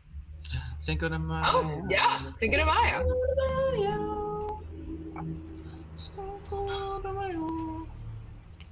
Or, as I've explained in my family, we celebrate Cinco de Marjo in honor of Grandma Marge, who was a bit of a drinker. Did she like margaritas? That's what we. Marjo. That's what we have in her honor. Jamie, I really want like Tom's grandma Margot to have met your grandmother that killed all of her husbands, maybe, but we don't know for sure. But probably, I feel like they would have really had a group club. You have a grandma who killed husbands? It's speculation, but yeah, she put a bunch of them in the ground for sure. How many? Once you get north of 5, do you even keep counting? Good. Yeah, because a dozen sounds cooler. Baker's dozen. All right, I need this story when we get back. My grandmother's nickname was the Black Widow. That's it for Courage's turn. Okay, thank you for your patience. Did she finally go outside? She did. She tried to hump me first, and I was like, "Nope, you're not. This is not the time." And I forced her outside. Girl, I'm sorry you're feeling neglected. I will play with you later. I did take them on a walk earlier. That's what I did in Snow Crumping. I watched the dogs. Oh my god. She's so funny. Elandra, it is your turn. All right. Is there any way? I'm a little fuzzy on wild shape. Mm-hmm. Because it does say you can stay in B shape for 2 hours before reverting back, or as a bonus action earlier, or if you fall unconscious, drop to 0 hit points or die. What does that mean? So if you fall unconscious, in other words, what the Like I just did. Yep, that would take you out of beast shape. If you drop to 0 hit points, which you just did, that would take you out of beast shape. So it's coming out of. Correct. Okay, got it. But usually the way beast shapes work is like if you're a direwolf, once you run out of direwolf hit points, you just revert to your normal form. Yep. So yeah. In which you did not lose hit points, which is why Right. it sucks so much that this guy just became a bugbear. Yep. But I'm Yes, wondering if I he'll can go- become something else You can. Yeah, that can attack. that's a great idea. Yeah. Yep. And that gives you a boost as well, because as you were just Right. saying, I get all my hit points. you Well, get the shape of hit points. the shape. Correct. Yes. Yeah. And any hit points that the beast shape loses, you don't lose. Mm-hmm. Sometimes they have more movement. Refresh my mind Down. on shapes. I can send you a thing like this. I'm just gonna put it in the chat because it's easier. It has all the various things by challenge rating. You can do right now up to CR 1/2. That might be the one list. Yeah, sorry. That's the one list that I'm at. But if you scroll up, you'll see like 0.5. So you can do anything 0.5 or lower, like 0.25 or 1/8. I'm trying to remember. I thought I had a bonus or something that we forgot once. So, so I'm gonna list. Okay, so ape, black bear, cockatrice, crocodile, dark mantle, dust mephit, giant goat, giant seahorse, giant wasp, gnoll, deep gnome, gray ooze, hobgoblin, ice mephit, lizard folk, magna mephit, magman orc, The list is long. reef. So Yeah. Yeah. The list is yeah, and you can also do all the ones before that. Alondra, or Jeanette, we had that Yeah. wild shape cheat sheet I could send you with like the 5 and main she ones. can actually go to a CR of 1 because she has circle forms. Right. Oh, I thought she Thank was. you. You could be a direwolf. Because I've wild shaped into a direwolf before. Yeah. Yeah. Yeah, So- that's true. Why does it say half on her character sheet? Do we know? In It says it Alchemy or somewhere else. on D&D Beyond? In D&D Beyond, it says she So can only do. If you go into features and traits Yeah. and scroll down, you'll see she has something called circle forms. Thank you.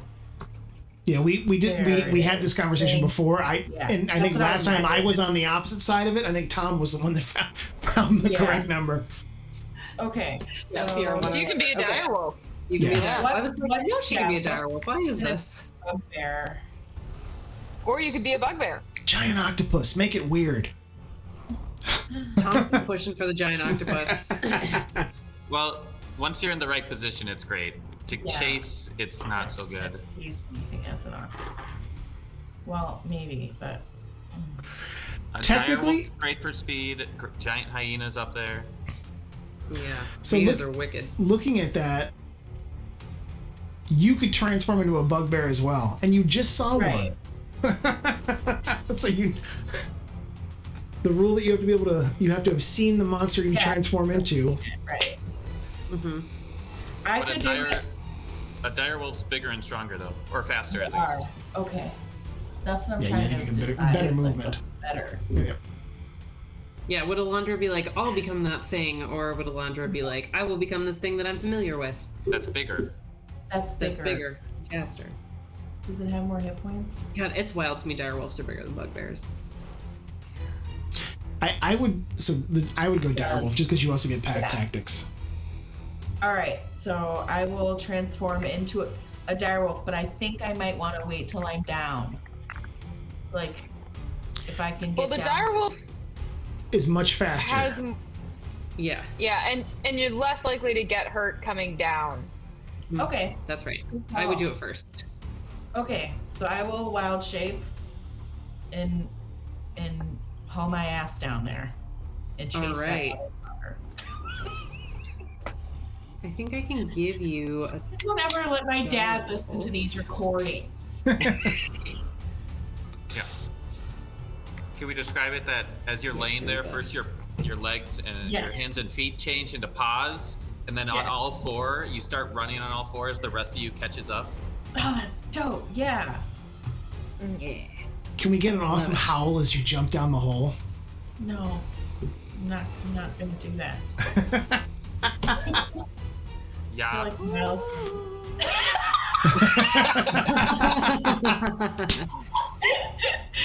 Oh man, not a scary Back to direwolf. the early 2000s pop culture references. Yeah. So good. That's fine. Oh. Elandra, I'm gonna give you a direwolf that's like already set up, and just have Okay. to restore its hit points for you because it's one that you guys beat before. Doo-doo-doo-doo. Sorry, this is taking a while. No, you're good. Oh right, you can't see it yet. Ah, right, it's big. Ah, Yeah, it takes up like Fuck. yeah, it's really large. She's huge. Like Tom is right. Direwolves bigger than bugbears. And I'm gonna let you control it. Can the direwolf even fit through these hallways? I don't know. Just like knock rocks over. That's a good point. I mean, not according Well, to the map as it's drawn. It's at 3/4 view though. Yeah. Like presumably it's not like it could probably squeeze through like if it's Yeah. straight on. I might have you do dex checks. We'll like to get through some of the narrow halls. We'll see. For now, you're jumping down to the first floor. Jumping down into this. Yeah. And I'm going past. It's hard to see with the map. Okay, here, I'll but I switch to know- map 1. Yeah, I'm gonna switch it. I am. Um, I know that this is fictional world, but Yeah. I was just curious, and I was looking up actual direwolves, which of course are Mm-hmm. extinct at this point. But actual direwolves were about the same size as modern gray wolves, so they were not that large. But Okay. for these purposes, obviously. Yeah, I think in D&D they are considered large creatures. Yeah, no, I mean, like, Yeah. direwolves in fiction are definitely bigger than actual wolves. I'm trying to switch it to the first. Oh, I did. It did switch. Okay. It switched to the first floor. Speed 50 feet. You can Yeah, ignore so you can Beatrix is where she is, but the others are not there. Okay. so you can get past me and go bite him in the doorway. Just I get think there. you can jump down. I don't have your stats handy, but I think you can jump down without a problem as a direwolf. Yeah. You're like that big. It's like almost just stepping down for you. Yeah. Yeah. So there you Okay. are, in the So there I doorway. am. Can I attack this? thing? Actually, do go ahead and make a little dex check for me to see if you can Sure. shimmy yourself through this hallway. I do this on a different sheet. So I gave you control of the direwolf. Here, I'll put it up in initiative. Oh, wait. Why did it move Please, something courage go up? right. That was weird. Oh, previous turn. That's why I clicked the wrong button. My bad. Go back and go back. All right, you should be able to use its skills and everything and play as it. And everything is loaded in alchemy, so you don't have to like go somewhere else and check things. You can just play it from here. If you do anything like wisdom, charisma, intelligence based, then we have to use your stats, but then you just play as you. So easy peasy. Yeah. Kind of. All right. So you said Dex. just to check these to see if you can squeeze through that hall. I think that worked. All right. Oh, that's interesting. Okay. Did that work? Yes, it did. You Okay, great. do great. You squeeze through this hall. Tom has found a rule about movement that I like. I think in this case, we'll stick with your roll, but if you're moving at half speed in hallways where you don't fit. Will be how it works. Got it. But you don't get stuck, and that's what the dex check was doing. All right. So I'm going to be through this door, essentially. So you can't move through the druid. Can't move through the druid. Can I bite him through the door? Was it a bonus action for you to turn into the direwolf, or is it an action? It's an action. Okay, so I would say you cannot use the direwolf's action on this turn, but you've got him cornered, kind of. Okay. He can't go back through this door without going through you. Right. All right. So I am done. Great turn, Elandra. And I'm so happy you have a direwolf that you can control now. It makes me so pleased. Yeah. Callow, you are up. All right.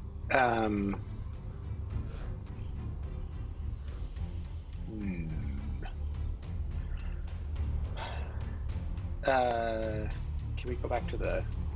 Oh yes, thank you for reminding Or me. is that- Uh-huh. There we go. Yeah.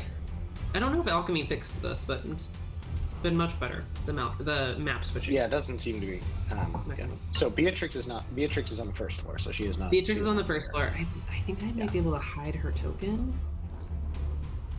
It's all right. Don't worry about that. Okay. Yeah. Did what I could. I can be aware that they're so Callow, let's say 5, 10, 15, 20, 25. So with, I mean, I guess the only problem is with 25, it puts Callow in the same place as Beatrix there. Yeah. but I with have this- checked even with the nimble movement, you cannot end in Yeah. the same space with an ally. No, but we're not in the same. No, I'm saying just physically. The tokens you're are right. in the same space. Thank you. Yes. She's on the Beatrix is bottom floor. downstairs. That's fine. Correct. Yeah. Yeah, so having watched Beatrix jump off, and then Elandra turn into a direwolf and jump off,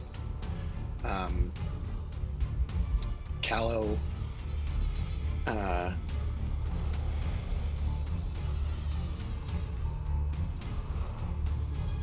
will looking down and just be like,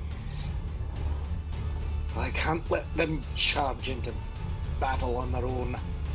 They'll need to help. And Callow will just jump right over the side. All right. Can Beatrix catch him?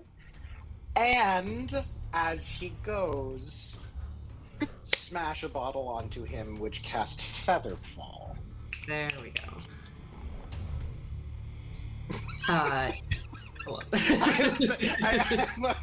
I wanted that moment where I saw everybody's, namely Sally's face, go. She was gonna put her arms out just in case. Go ahead, but as soon as let's see if that is slot. As soon as he breaks that vial over onto his chest, obviously his falling speed will drop suddenly, and he will gracefully float down. Beautiful. Alight into Beatrix's arms like a little baby. I feel like Beatrix kind of turns around and is like, ah!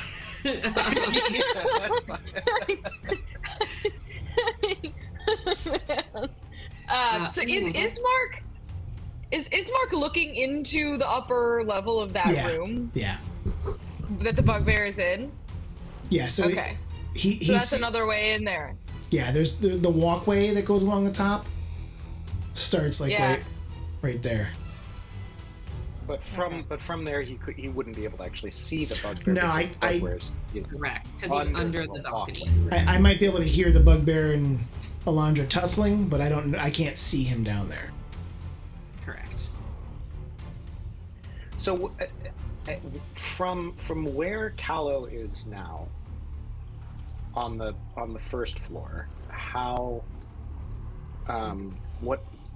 what can he see? 'Cause, like, this looks as though he wouldn't necessarily be able to see the bugbear, but he could probably see Elandra. Yes. You see Beatrix standing next to you on the platform next to the wagon. You've landed gently on the barrels. They sort of like went boop, boop a little bit as you landed so elegantly. And you can see Elandra's big old furry butt in the hallway. Right. Okay. I assume the tail is swishing happily as she's going to draw blood. Well, I think that is basically everything that I am able to do, unless I. Well, I can still dash because Featherfall is a reaction, not an action. Oh, how does that work? Or is so I do actually have. I guess that's right. You still have an action. Yeah. Can one of us yell up to the others, "He's in the vat room," or no? I would say on your turn you could do it. Okay. But I don't quite know that yet. I just know that Elandra is there. So Callow is going to move up there to sort of behind, like. I'd say you can be in Ismark's space. But you can move through your friends. You could be under the dire. No, you can't end in the direwolf's space. So yeah, you can. Yeah, so you could be where Ismark is. Okay. Here, I will temporarily displace Ismark. That's fine. I can just remember that I'm there. That's fine. Okay. And that should be the end. Oh wait, is that a door right there in front of me, into the vat room? It sure is. It sure is. Okay. It sure is. Yeah. I have to double check if that one is barred. Mm-hmm. Oh, my project here.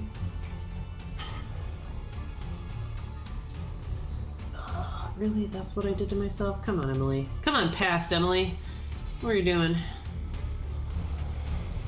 Okay, that one's open. Hold on, I gotta zoom in. I believe that door is barred. Barred. Okay. Well, I will. I'm gonna try to double check. Okay. I will try the door, and then finding it barred, I will decide that I will just continue behind Elandra. So I will stay where I am. So the inside. Yeah. Okay. Yes, it is barred. Oh, what a bud. Oh, big hug. Oh. goodness, what a sweet boy. What a good boy. Yeah. Okay, it's the druid's turn. Go. Oh. And finding the door barred, I think Callow would then sort of say to himself, well, probably Shit. better to stay behind the direwolf anyway. All right. The druid, seeing the direwolf running up behind him, is gonna just try to make a run for it. So you can make an opportunity attack if you would like to, Elandra. Sure would. Yeah. So just I assume you're gonna go for a bite. Yeah, I think that's the only thing you can do. All right. I think that's right. Ooh, but I think he does have to make a strength save. So, and she should get advantage because Callow's right behind her, right? Because Callow's right behind her. That is right. Thank you. What does that mean? Wait, how does that? You get to. So, because she has packed. She pack tactics, yeah. I thought So she Beatrix needed, wasn't close enough. I thought she needed someone next to the target. I think it just says it's if at least one of the wolf's allies within 5 feet of the creature, yeah. of the creature. Yeah.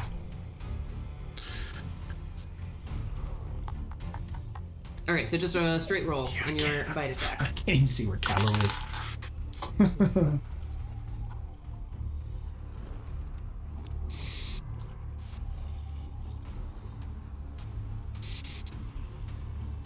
That's why. Am I supposed to be doing something? Oh, you made it. Sorry, you already did it. I just didn't notice. Okay. Amazing. Yeah, you definitely hit this bugbear, and you take a chunk out of his leg. No, that's not the button I wanted. I'll do it in a second. What is this? What is the strength save thing that it says there? So she can knock him prone if he doesn't make a DC 13 strength save. Oh yeah. +2. Oh yeah, he fails. Yes. So you knock him prone. It takes half of his movement to get back up. But he's still going to use the rest of his turn to dash.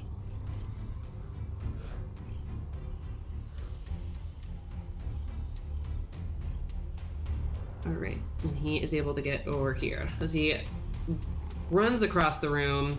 Is quite injured, or not quite injured, but he is injured. He did 6 points. Not have to do it immediately. Is it Okie dokie. is it fair to say that if I got his leg, that it would have been less movement? You also knocked him prone. It was more of a flavor thing, but Okay. you also knocked him prone, so it did reduce his movement this Got turn it. because he had to use half of it to get back up. But he used a dash Okay. action as part of his as what he was doing. So he used his movement and his action to try to get away. Got it. Thank you. Good looking out though. That was real smart. Alrighty, that is his turn. Yep. Yeah, Lucian, you are up. I'll go back upstairs. Map-wise.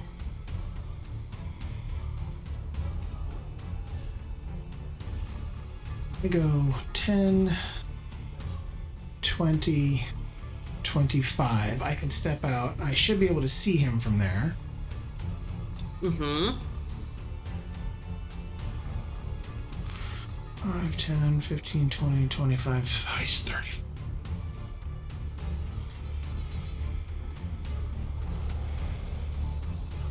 Do you run along the balcony to get closer to him? I would, but that dash is gonna... That would take up my action. Did you have 5 feet to jump onto the vat? Lucian's not the most agile of let me see here. If I do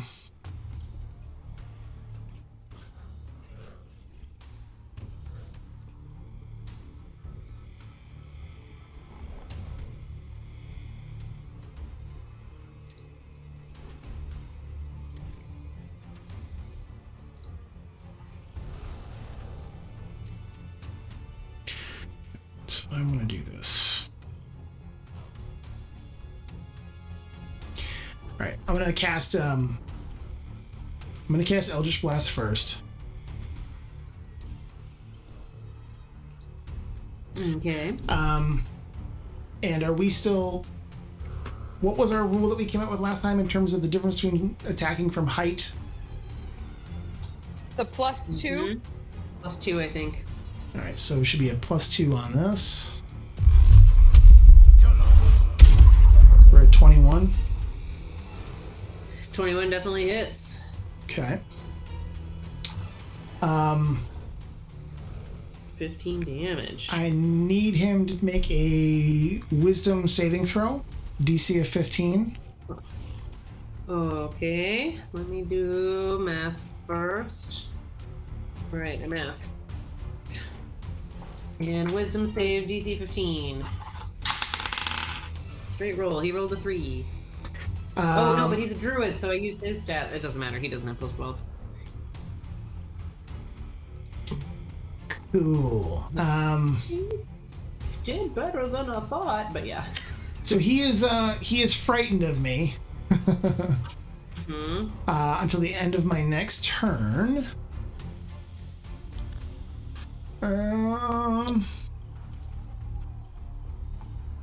Yeah, fuck it. I'm gonna use my last phase step. 5, 10, 15, 20, 20, and I'm gonna disappear and reappear right behind him. Holy shit. Woo! So in a puff of cold black smoke, the elongated skeletal version of Lucian disappears and then puffs right back behind the druid. This fucking guy's not getting away. Oh boy. That's gonna be that's my movement, action, bonus action. That's it. Bonus action. Yep. Great job, Lucian. Now you're up again as Ismark. Okay. Oh, we can go back upstairs. That's all right. It's he's still technically still upstairs here. So it'd be 5 feet to there. Oh, you're right. You're right. 5, 10.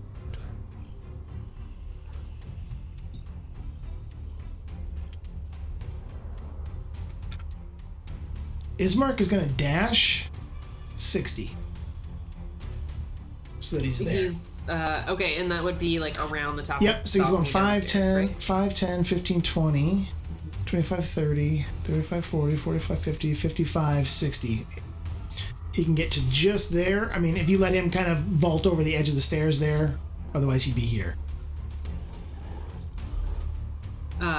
Yeah, he can vault over the edge of the stairs. He's a warrior. So he's not going to get any attack. That's going to be his action or his movement, and his action is to dash. All right. I don't think he has any Great. bonus actions that I saw. I don't think so either. Didn't think so. No, it's actions, multi-attack. I forgot the ravens. The ravens are in here. Yeah. They're not doing anything this turn, but they're still on the rafters. Boop, boop-a-doo. All right, Irina is up next, followed by Beatrix.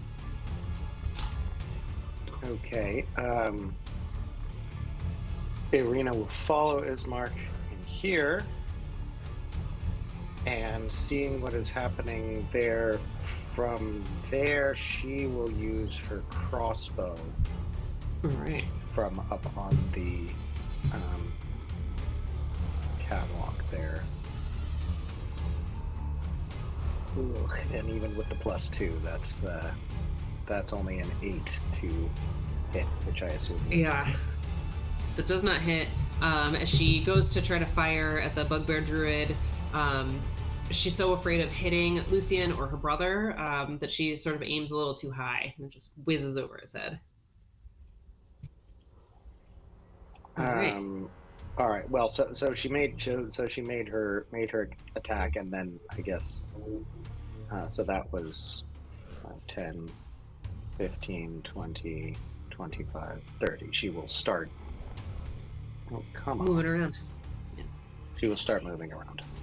I'm gonna move. The ravens are still up there, but I'm just moving them onto this side because they're. Yeah. No, but that's as far as she gets. It's right there.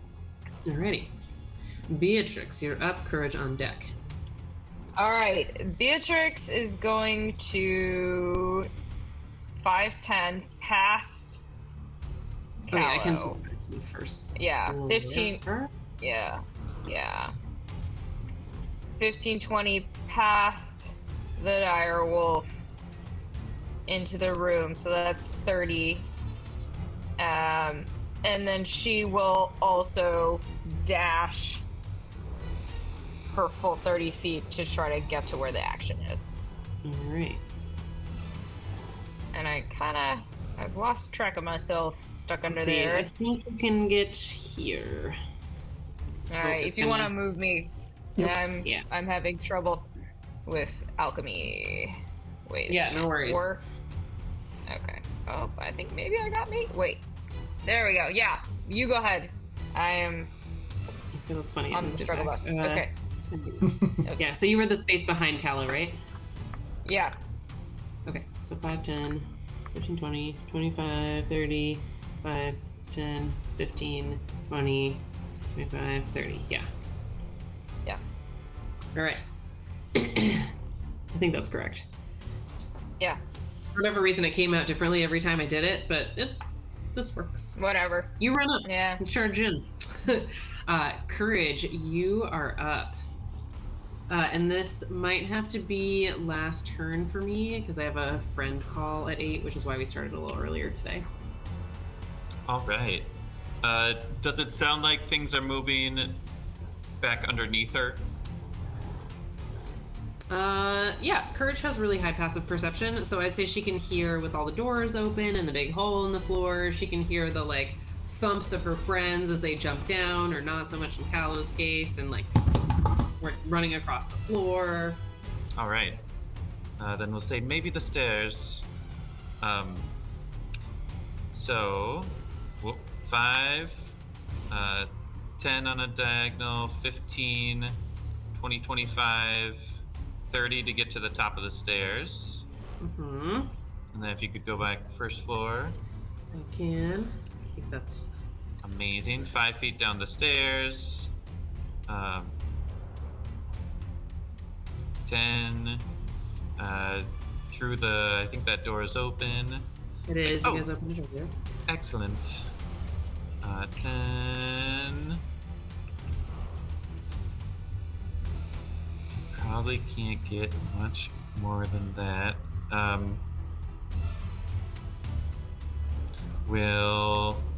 Let's see, Arena's coming around the top.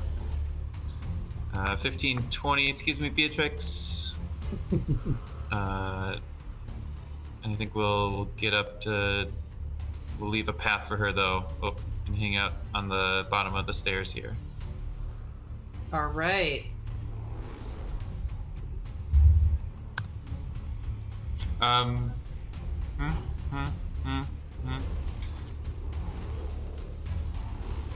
I'll do it. Alrighty. Yeah, I think it makes sense for me to stop here because I don't think we can get through a whole nother round before 8. Cool. Yeah. Great job, guys! You're getting rid of the druids. Yay! You found a journal. We're trying. There was a second page that I didn't know about, so that's really fun. You started describing it, and I was like, what the fuck? That's not in there. And I was like, oh shit, this is 2 pages. So that'll be Amazing. Silly Emily. Is Jamie just all making those shit things- up? What's happening right now? I was like, what the hell's going on with this Fae stuff? And I was like, I'll find out. I know where to find it. I know who wrote it, so at least I got that going for me. But there was a whole like rewrite of this chapter. Hiram King does like a ton of stuff. He like basically rewrote Strahd, but we'll see how that goes.